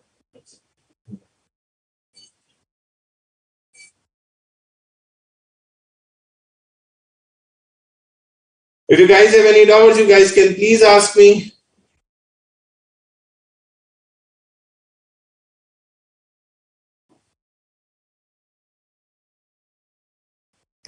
Mr. Teja, below 80 units, what happened? I am saying 80 units is the point where we have to place an order. अब होगा क्या? Suppose after 3 days we have received the order. Let's say the maximum time is 4 days. Let's say I have received the order after 3 days and my usage has gone up to 20. So 20 into 20 into 20, 60 units we have consumed. Still we have 1 day buffer. I repeat again, suppose 3 days में supplier ने हमें raw material provide कर दिया, मगर हमारा annual consumption जो है, नहीं, हमारा per day consumption जो है वो 20 units, 20 units, 20 units था. So it means what? हमारा 60 units consume हो गया, तो भी हमारा 20 units तो अभी भी stock में है. It means what? At this point we can handle any situation.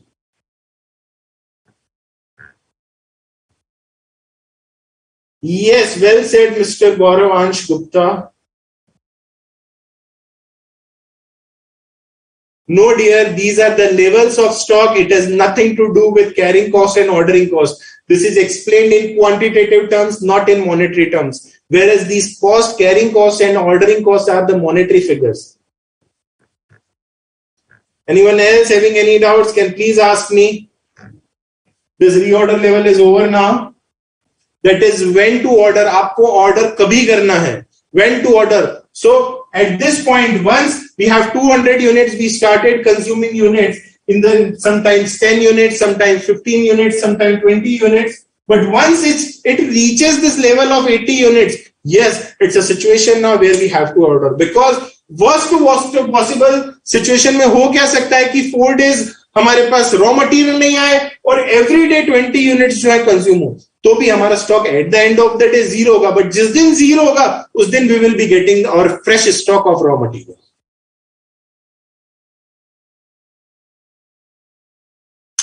Mukta Vyas said difference between economic order quantity is the quantity we have to order.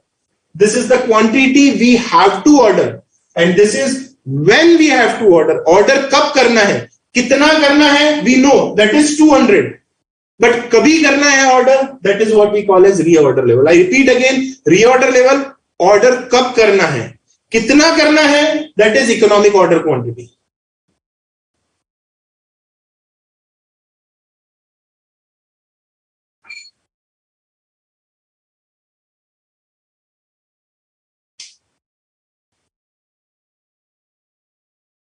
Now let's proceed further with maximum level. कि चलो order करना तो है, but maximum हमारा stock किधर तक जा सकता है? Yes, this data will always be given in the question, that is the minimum, maximum usage and the minimum and maximum time for delivery. So this is what my reorder level. Now let's start with maximum level. What should be the maximum level of stock? What should be the level of stock we do? What should be the maximum of level of stock we should hold in our premise? कितना stock हम लोग max to max hold कर सकते हैं? अगर उससे ज्यादा stock आ गया तो we have to hire a separate warehouse. Let's take an example. Now, once the stock reaches 80, suppose हमारे पास 200 units था, slowly and slowly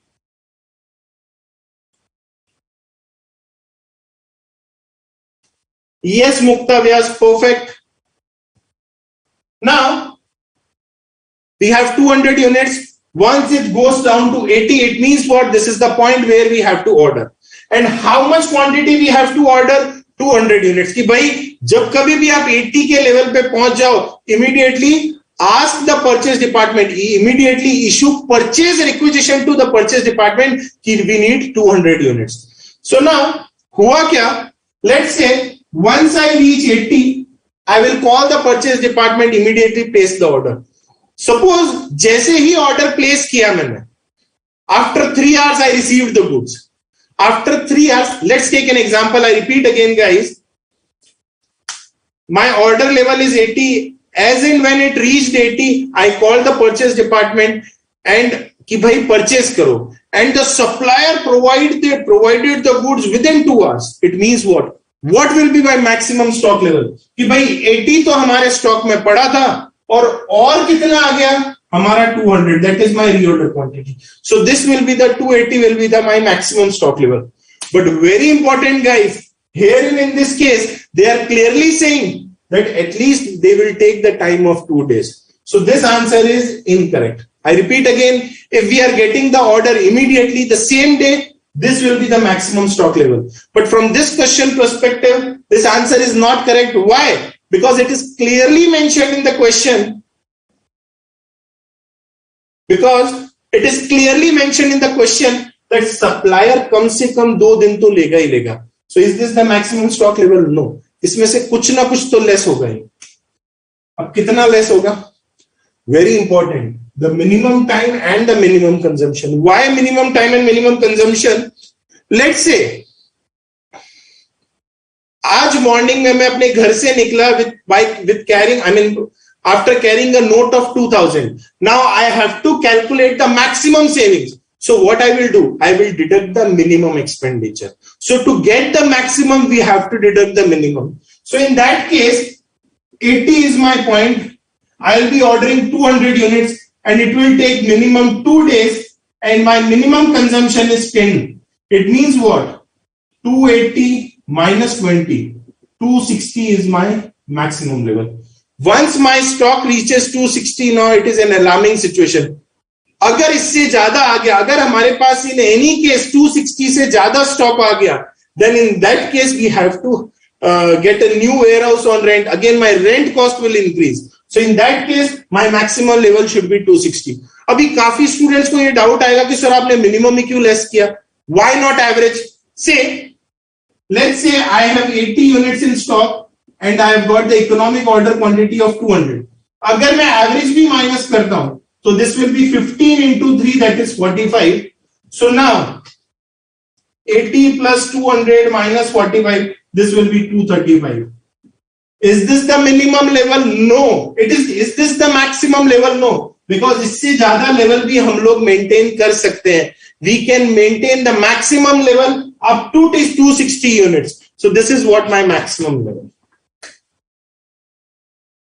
When talking about the formula part, this is 80 is what? My reorder level. Plus 200 is what? My reorder quantity. इसमें से minus करना पड़ेगा. To calculate the maximum, we have to subtract the minimum. It is minimum usage into minimum time. So 80 is my reorder level. At 80 we have to order.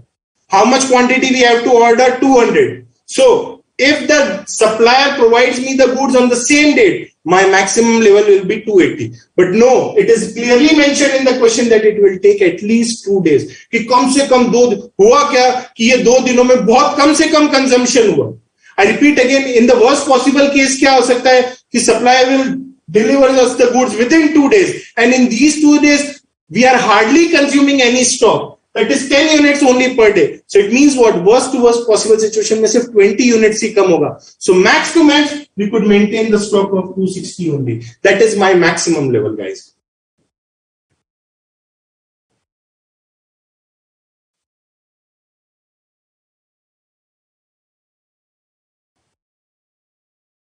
If you guys have any doubts, you guys can please ask me about the reorder level and the maximum level.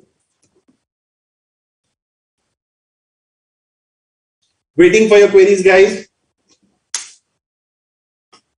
Those who want to copy this explanation can please copy. Again, there are no formulas for cost and management accounting. The major thing is the concepts. If you are thorough with the concepts, you will be able to solve any questions. But yes, if you're learning formulas, there are chances that you might skip something during the exams. So if you guys have any queries, you guys can please ask me. Waiting for your queries. I'm giving you 2 minutes.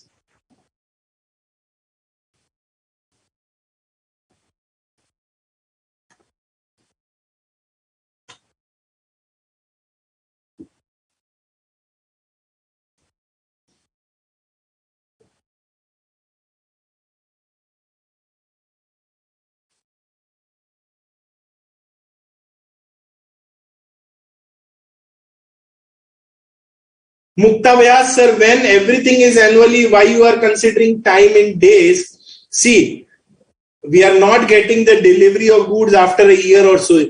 And every day we are consuming certain units. So that's why the days data is given and the per day consumption is given in the question. Thank you so much, Mr. Janab. Maximum level is not 310, Ankur Singh Patel. See, Ankur, 80 is my reorder level. I am explaining for you again. 80 is my reorder level. अब हुआ क्या? Once I reached 80, I will immediately tell the purchase department to order 200 more units. So now I will be having 280 units if the stock is delivered immediately. But now it is saying that they will take at least 2 days and it may go till 4 days. Now guys, keeping in the worst possible scenario, if we are getting the goods in 2 days only and we are using every day 10 units only, it means what? Only 20 units might get consumed in 2 days. So that's why I am deducting 20. Why? Because अगर ज़्यादा stock consume होता है तो no worries. ज़्यादा time लगता है तो no worries. But since we are calculating the maximum level, so we will be keeping in mind the minimum uses and the minimum lead time. Thank you so much, Harsh. If we take the minimum stock level as 235, that is 280 minus the average time, that is 45, that is 15 into 3. So this will be 235. Is this the maximum level? No. This is not the maximum level. The maximum storage capacity of our warehouse is how much? 260. If the level goes beyond 260, then yes, we have to hire a new premise to store the same, and herein our carrying cost will shoot up like anything for hardly 10-20 units. What practically do happen is, I hope you guys have copied this part. I am erasing this part, guys. Just giving you a last minute. Those who want to copy can please copy.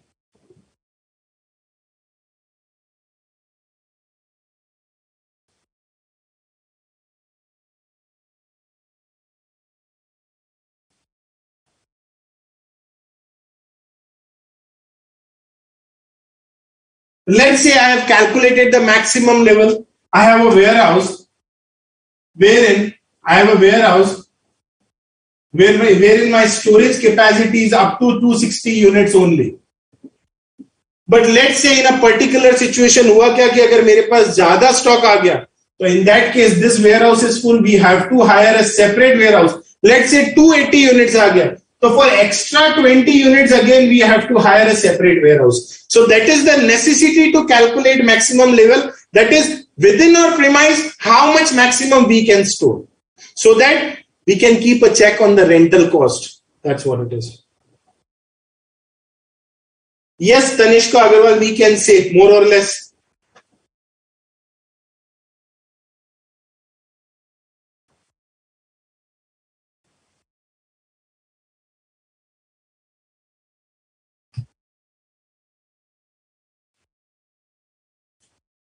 So we are done with the reorder level. We are done with the maximum level. Now minimum level. How much minimum stock we should keep?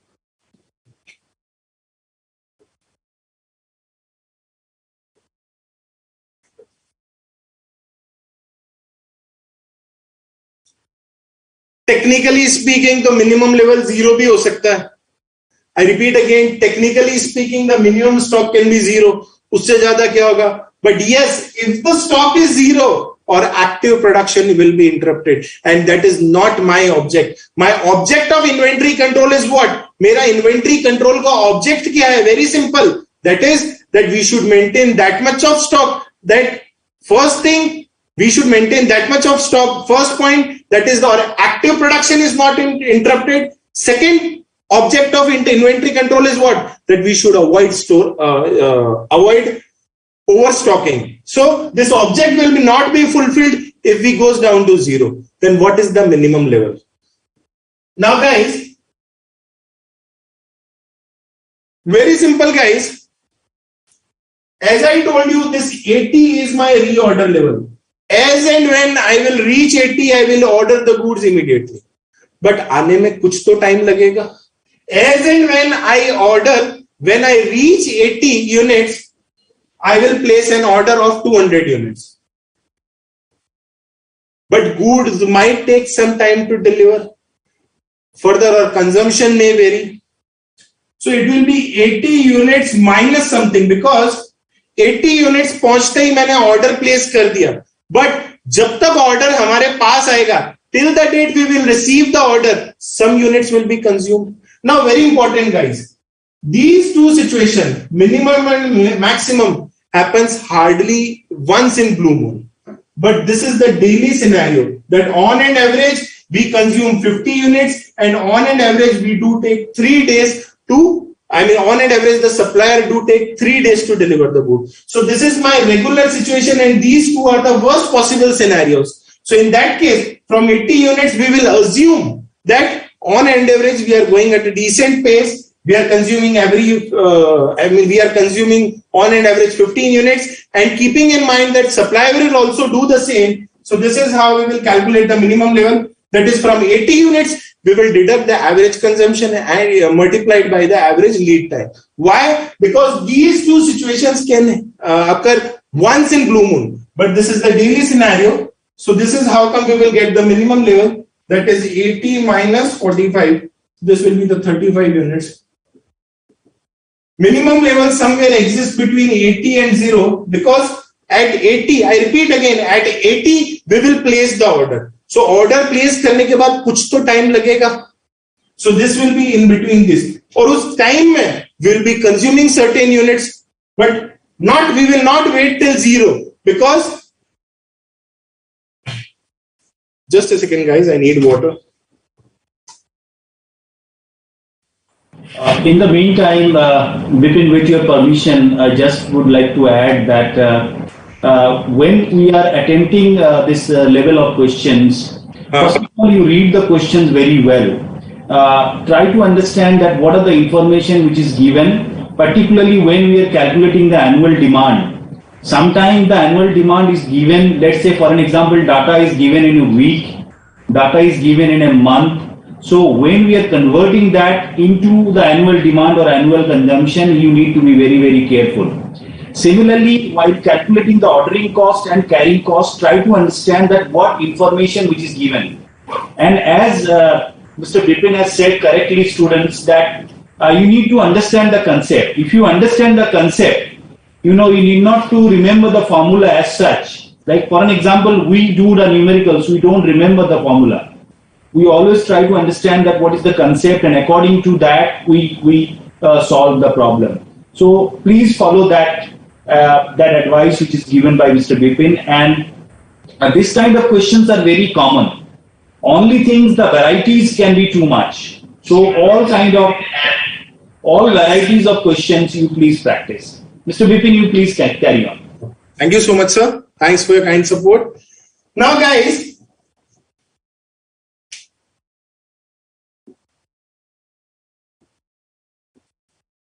so the minimum level can be till 35 units. It should not go below that. This is what the explanation of minimum level is. That is the reorder level minus the average consumption into the average time. Why we are taking average time? The main reason is that these two situations happens only in worst possible scenario. This is the day-to-day situation. So as soon as our stock reaches 80 units, we have to place an order, but it will take some time. And during that time, some certain units will be consumed. So we will be assuming that everything is going normal. So we will be taking the average lead time and average consumption. So this is how we will calculate the minimum level. If you guys have any doubts, you guys can ask me. Thank you so much, Neha. Thank you so much, Neha. Or even any kind of doubt related to study material, related to examination or any other things, as you know that I am from Board of Studies itself, so I am here to answer any kind of doubts, right? So feel free to ask your doubts. Carry on, Mr. So guys, this is all what about minimum level. So whatever the queries you have, you guys can please ask me.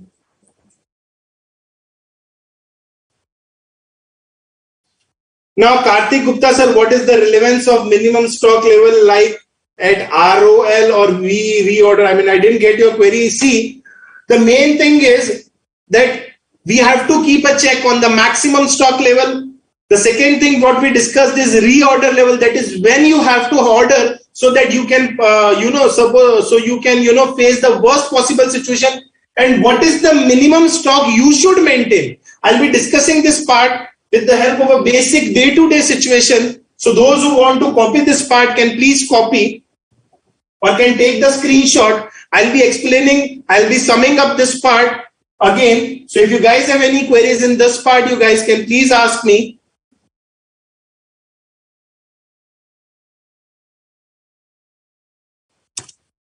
One query Mr. Jainav, I think, has asked. Let me answer that. In the first class, we have discussed the weightage part very clearly, and material, labor or employee cost, overhead, ABC, these all are placed in a particular group, and this particular group is having the maximum weightage.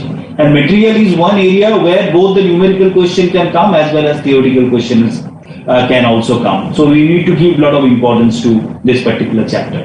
Mr. Jainav, I hope it's clear. Carry on, sir. As the sir said that this chapter has too much weightage for theory also as well as practicals also. So that's why I'm discussing these things in detail so that if the examiner do ask you theory questions, then at least you can answer with the help of this explanation. So guys, let's sum up this part.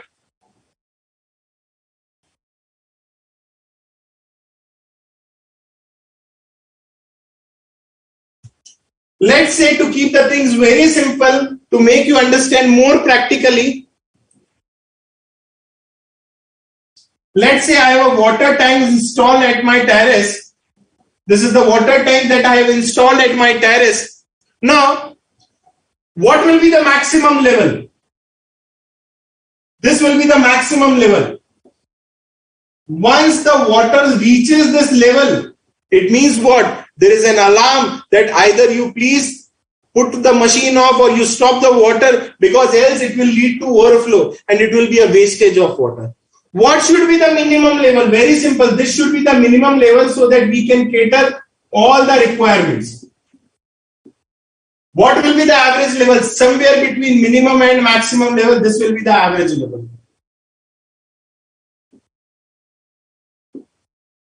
When talking about when to order, once the water reaches just before the minimum level, we have to order. So this will be the reorder level. Very simple, guys. The maximum level will be this level because this much is the storage capacity we have in the water cane. So this should be the maximum level. When talking about minimum level, we will not wait till the end. Again, when speaking about the technicality part, this can be the minimum level. But when taking the practical approach, we should not wait till here. So this should be the target set for the minimum level. Apart from this, when talking about the emergency level, this is the emergency level. We can say this is the emergency level that is below the minimum level. In case of sudden emergency, you have to use this level. As far as buffer stock is concerned, if we are left out with nothing, at least we should keep a bucket of water for emergency use. So that is what we call as the buffer stock.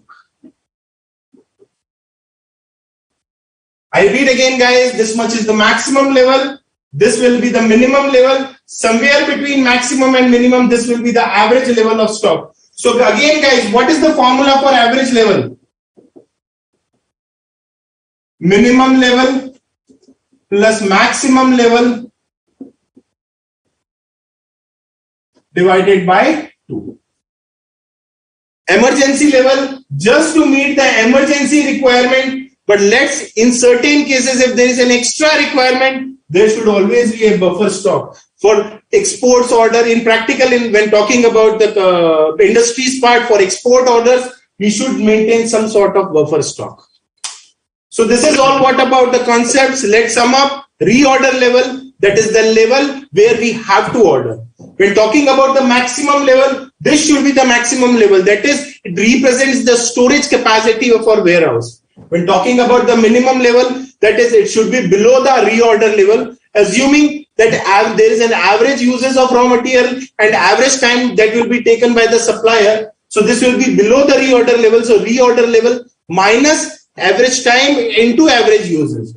Emergency level, it will go below the minimum level. And buffer stock, there is no formula specified for the buffer stock. So that is what all the concepts I have discussed as far as this reorder level and various levels is concerned. If you guys have any doubts, you guys can ask me. One more terminology sometimes you will get students is danger level. And danger level is the average consumption. This is the danger level, or we can say emergency level. This is only for emergency.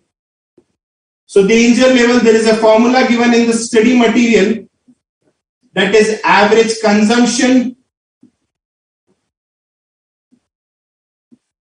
into lead time for emergency purchase. This lead time will always be given in the question. So you have to multiply it by lead time. So basically danger level means in normal situation that level we are not using. We are only using for emergency purposes. And taking the example of the water tank, there will be some water, but it may not be coming out of the tap in the normal course. So only when there is an emergency, then only probably we can use that particular water or that particular, material which is there in the store. So emergency level and danger level, which generally we use one word with another, we change the water, interchange the word, this particular word in the question also. So just clear the concept and knew that how to calculate this danger level also. Sometimes there is a question. And buffer stock, which is the additional stock. So try to understand the difference between the danger level and buffer stock also. A lot of time we have seen the question asked by you people that what is the difference. So conceptually, one, you understand even formula also is not required. Just understand, as sir has explained, that maximum level is the maximum capacity which you can have. Average is somewhere in between the minimum level and maximum level. Reorder level is the point like reserve in scooter and all. So once you reach that, you know that I have to fill the petrol once again. So similarly, in the earlier system when individual water pump was there. So when that level of tank water is still remaining, and we used to say, okay, abhi pump dobara chala do. Getting my point? So pump chalane ka, dobara chalane ka jo level hai, that is basically the reorder level. It's a very important level to know the reorder level. जैसे मैं cricket का example देता हूँ, off stump आपको पता होना चाहिए, बार बार मैं बोलता हूं बॉल छोड़ने के लिए. Reorder level you should be knowing in case of inventory. If you do not know the reorder level very specifically, you will not be able to give the order, at correct time. And once you are not able to give the order at correct time, then there may be a obstacle in your whole production process. Stock out situation is a crime in industry. You cannot afford to have a stock out situation that you have everything in place, but you don't have the material for your production. We have to avoid. Being a professional, you need to understand that we cannot have a situation where there is stock out. Carry on, sir. So guys, sir has well explained everything. The best example of a fuel tank also, guys, that the fuel tank example, the fuel tank is the best example that what should be the maximum level, what should be the minimum level. And when talking about the danger level, कि भाई घर से petrol pump जाने जितना petrol जो होता है वो होता है हमारा danger level. So this is all what about these concepts. As far as there is a query that, sir, what is the lead time? That is the time for delivery. That is what the lead time is. So very simply, the day you have given the order and it is reaching you. So the difference between the two is basically the lead time. Carry on, sir. Yep. So guys, this is all what about the quantitative techniques, the quantitative standards we have to set right from start. The economic order quantity we have discussed. Thereafter, the various levels of stock, so that we should avoid overstocking, and plus we should be left out with some stock so that our active production is not interrupted. So these are the various levels we have to use. Again, in maximum possible cases, the examiner is going to ask you questions on quantitative standards only. So guys, without wasting time, since we are running short of time, let's proceed further, guys.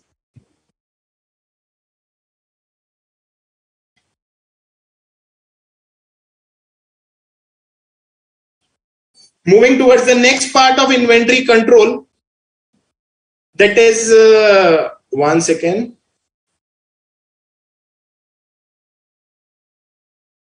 That is on the basis of relative classification. Now, in this technique, the major method we use is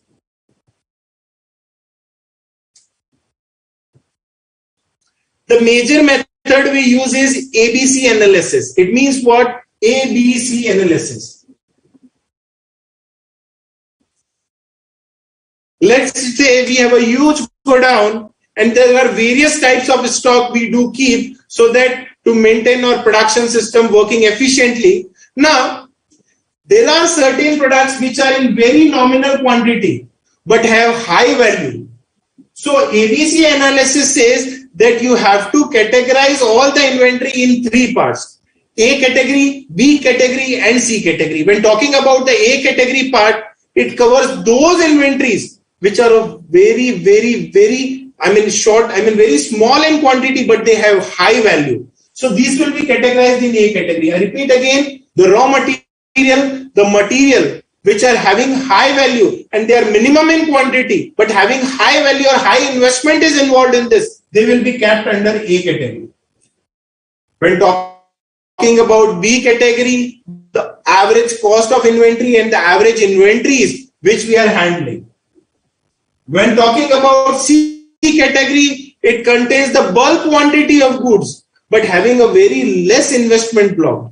Let's say I'm the manufacturer of, let's say, mobile phones. Now, I have a store. In the mobile phone is the motherboard. The maximum investment what the company has made is on the motherboard. So this motherboard will be kept in A category. The cameras, the screen, the other items, they are in large quantity, but in comparison to A category, we have some less investment block for B category. So it covers camera, screen, etc.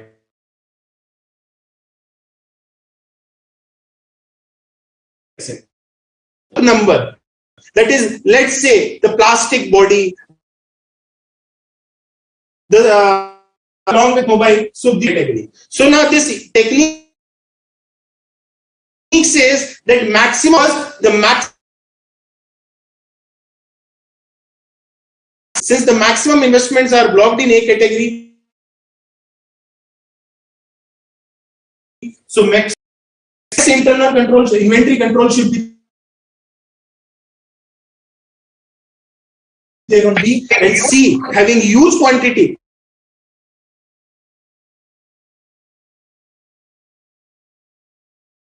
But sir, inventory control is required on C. So just to supplement what sir has given the example very nice, basically the A category items, B may be the silver, C the artificial jewelry. So you can understand the value wise, the number may be moderate, value also will be moderate, and C artificial, the number will be huge, but the value will be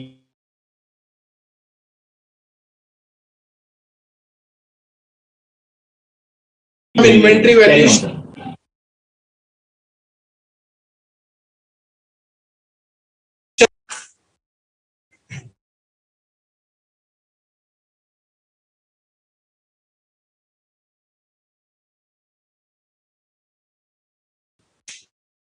Techniques we will be calculating ratios for inventory control here.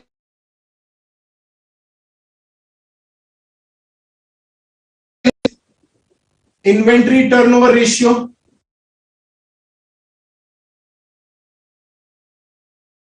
The inventory turnover ratio and another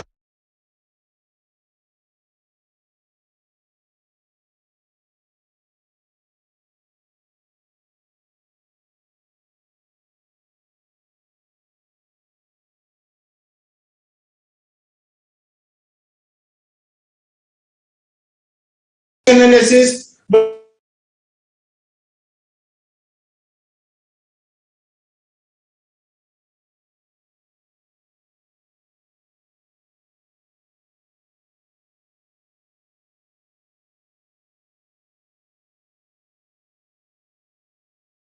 Will be discussed or what? Admin sir? Admin sir, there is some glitch in the video because many students are complaining the same.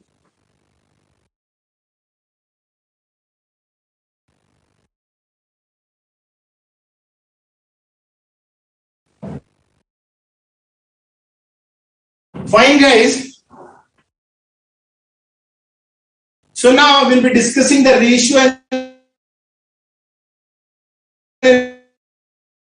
analysis way for inventory turnover ratio and inventory velocity.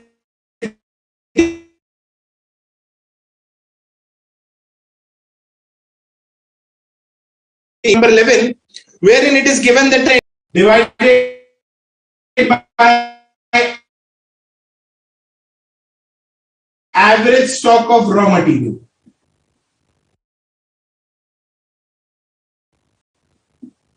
So when talking about raw material consumed,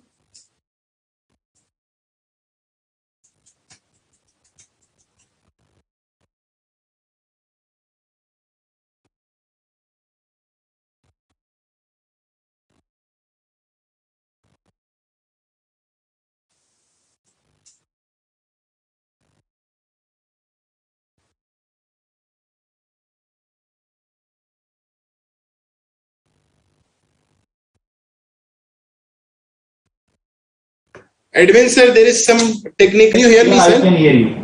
And the video is also visible and audio is also audible now. From my side, it's coming very fine. Sir शायद उधर से server में issue आ रहा है sir. Admin sir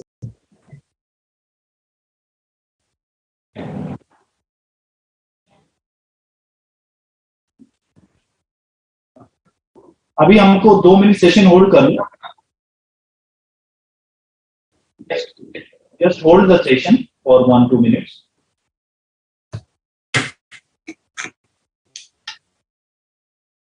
Are you offline?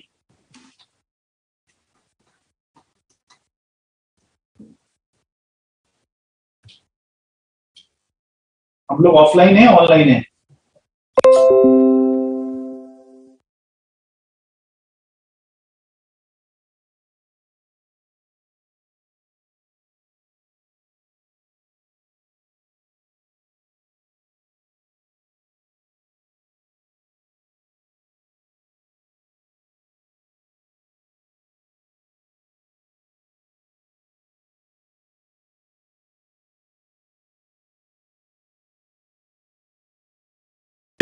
In the meantime, then you can carry on. I will just take 2-3 minutes because not much time is also left.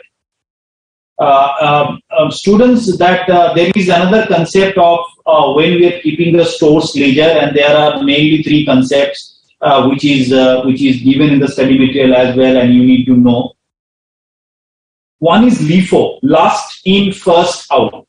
So what we mean by last in, first out is whenever we are receiving the quantity at last, that will be issued to the store first. So that is basically as the name suggests, LIFO. Then the second one is FIFO, which is first in, first out. So what is coming in first? Like perishable goods, for an example, we use Mother Dairy, Amul, and all those shops. We use this particular system. The product which is received first, we is to give or issue first as well. So one is the LIFO, another is FIFO, and then weighted average. When we are talking about the weighted average, we basically take the quantity and the price both into account. One is simple average, another is weighted average. So when we are talking about the weighted average, we take the quantity as well as price also into consideration. So some of the numericals also you please practice. So overall, though one particular concept is still going on, in this particular chapter, what you need to do, you need to understand the concept. Mind you, you need not to study the theory as such separately. When you are studying the concept, you need to note down all those concepts in a piece of paper or in your notebook, and then accordingly maybe you can understand the formulas which is used. And as again and again I am saying, this particular chapter, there may be theoretical question, there may be numerical question. Numerical question, there can be 4 types of numerical question as I told you. Economic order quantity can be there. There can be level questions, minimum level, maximum level, reorder level as Sir has explained. There can be questions of inventory ratio, which we are explaining now, and there can be storage control also.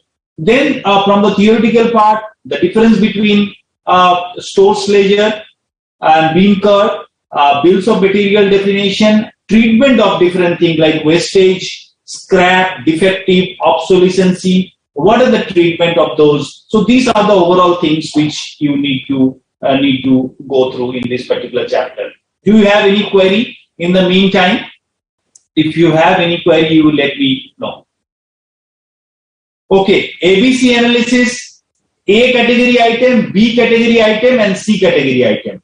We will give maximum emphasis to the A category item, जिसके number of items कम होंगे लेकिन value बहुत ज़्यादा होगा.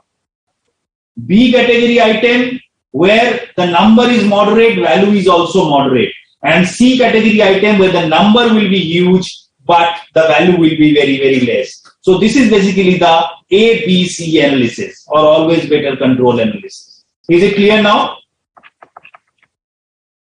Mr. Harsh, Neha? So classification of inventory into 3 types: A category, B category, and C category.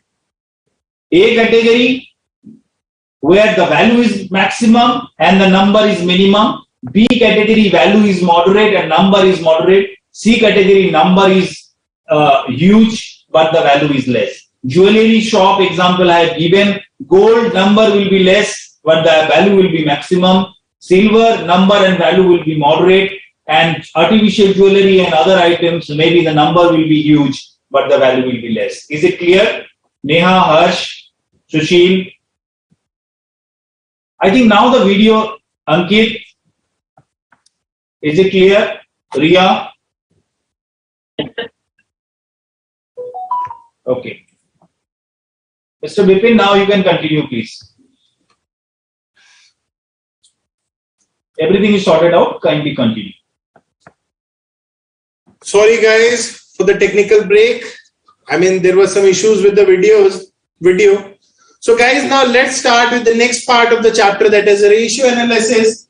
Herein in ratio analysis, we'll be discussing the inventory turnover ratio. And apart from this, one more ratio we'll be discussing is the number of days the inventory is held. Now, when talking about inventory turnover ratio, the formula given is raw material consumed divided by average inventory. And when talking about raw material consumed, it covers the opening stock plus purchase minus closing stock. So let's discuss this with the help of an example illustration number 11. that is page number 2.40 of the study material, wherein the opening stock is given, that is 90,000 units, the purchase made during the year, that is 2,70,000 units, and the closing stock is 1,10,000. So we'll calculate, first of all, the raw material consumed. Herein the opening stock is given, that is 90,000 units. The purchases are 2,70,000.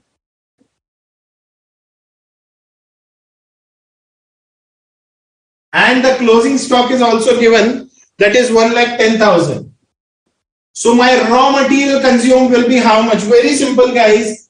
That is opening stock plus 2,70,000 minus 1,10,000. That is 2,50,000 will be my material consumed.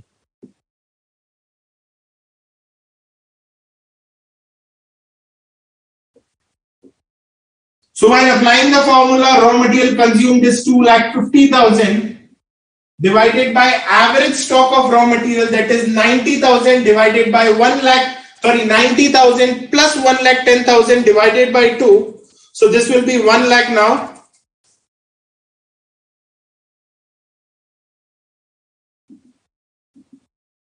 So the inventory turnover ratio is 2.5. Now what it means? Very important, guys, if there is a high inventory turnover ratio, it means what? Or minimum funds are blocked and the inventory is a fast moving. Let's say here in this case my inventory ratio, turnover ratio is 2.5. Let's take a different situation. Let's say my raw material consumed is 2,50,000 and my average inventory, मतलब it means that average opening and closing करके भी average मुझे सिर्फ 25,000 inventories ही maintain करना पड़ता है. It means what? My inventory turnover ratio is 10. So herein we can say the higher inventory turnover is from 2.5 to 10. Agar higher inventory turnover ratio hai, in that case it means what? Or lesser number of funds are blocked in the stock. Herein we can say wherein on an average our funds are blocked for 1 lakh units of stock. Herein if our funds are blocked on 25,000 units of stock, it means what? It is a higher inventory turnover ratio. So in short, what I wanted to say is from the point of view of finance, as sir has explained, it is again very important to keep the inventory level down. So if you see a balance sheet where the inventory level kept is too high, that means that inventory turnover is not proper, and it's a bad sign for the organization. Carry on, sir. As far as the number of days inventory is held, it is 365 divided by inventory turnover ratio.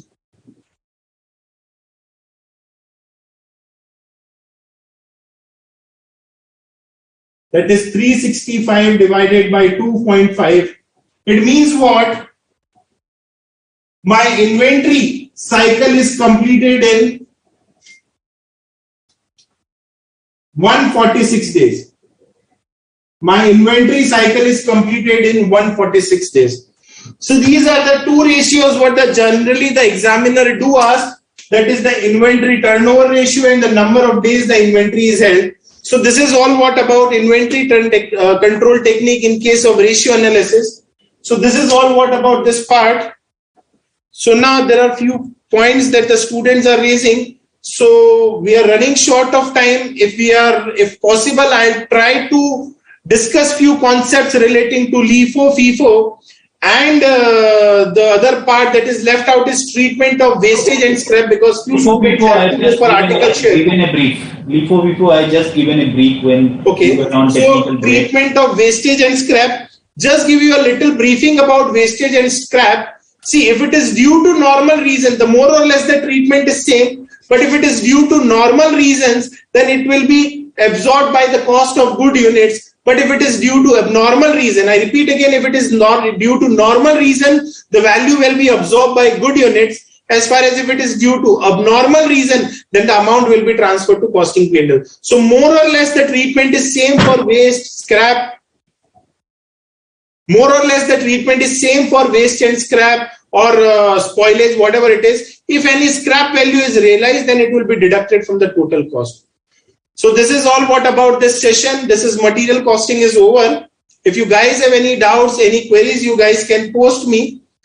Apart from this, I'll try my level best to cover few more queries of material costing in the next session, since we are running short of time and few students have to go for articleship. So concluding the session, I have tried my level best to cover all the concepts in detail. From examination point of view, the most important part is the economic order quantity part and the various levels, that is the reorder level, reorder maximum level, minimum level, danger stock level or buffer stock level. So these 2 points are very important from examination point of view. So try to memorize the concept and try to solve all the questions in writing. Meet you soon in the next session. I'll be taking the overheads and onwards all the chapters. So meet you soon in the next session. Till then, take care. Practice hard. One thing I just want to add, Mr. Bipin, with your permission, that in this chapter you need to read the question very carefully. Because sometimes what happens, you have marked up the formula and you try to put the data into formula. Try to understand that what information is given and what is the requirement of the question.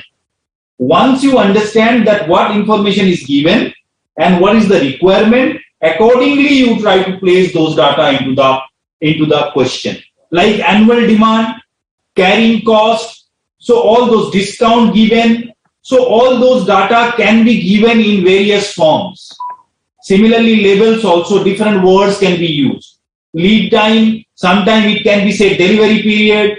So different terminology can be used, which is used in the study material also. So while attending the question, particularly the numerical question, there are probability of silly mistakes in this particular chapter. So please, as advised by sir, please go through the question very, very carefully, word by word, and then understand what is the requirement of this question. So पहले question को पढ़ो, question को समझो, and then you try to apply the information into the formula. और formula आपको mug up नहीं करना है, formula आपको याद नहीं करना है. Just practice the question, automatically it will be fitted in your mind. आंख बंद करके आप उसको देख सकते हो कि how you can calculate it. Once you practice, so इसको पहले concept समझिए आप, concept को एक notebook में आप note कर लीजिए, and then you practice. Sir ने क्वेश्चन कराया, स्टडी मटेरियल में क्वेश्चंस है, बैक एक्सरसाइज में क्वेश्चन है, आरटीपी एमटीपी इसमें क्वेश्चन है. Practice varieties of questions and then you will be master of this particular chapter. Thank you very much, Mr. Bipin, for taking the session so nicely, and thank you all the students. Kind support. Thank you so much, sir. Thank you. Thank you so much, students, for listening to our lecture and asking the queries and participating in the session. So try to solve all the question of material costing in writing. Again, I'm focusing the word in writing. No need to do ticking and all. Just try to solve, try to memorize the concept, try to solve each and every question in writing. Trust me, you will be able to score good marks in costing. Questions का audit नहीं करना है. Questions आपको करना है. अभी तक आप सीए बने नहीं हैं, अभी आप सीए कर रहे हैं. With this lighter note, we are ending this particular session. Thank you, Mr. Bipin, once again, and thank you all the students for your active participation. Thank you so much, students. Thank you so much, sir. Yeah. All the best to all of you. Thank you.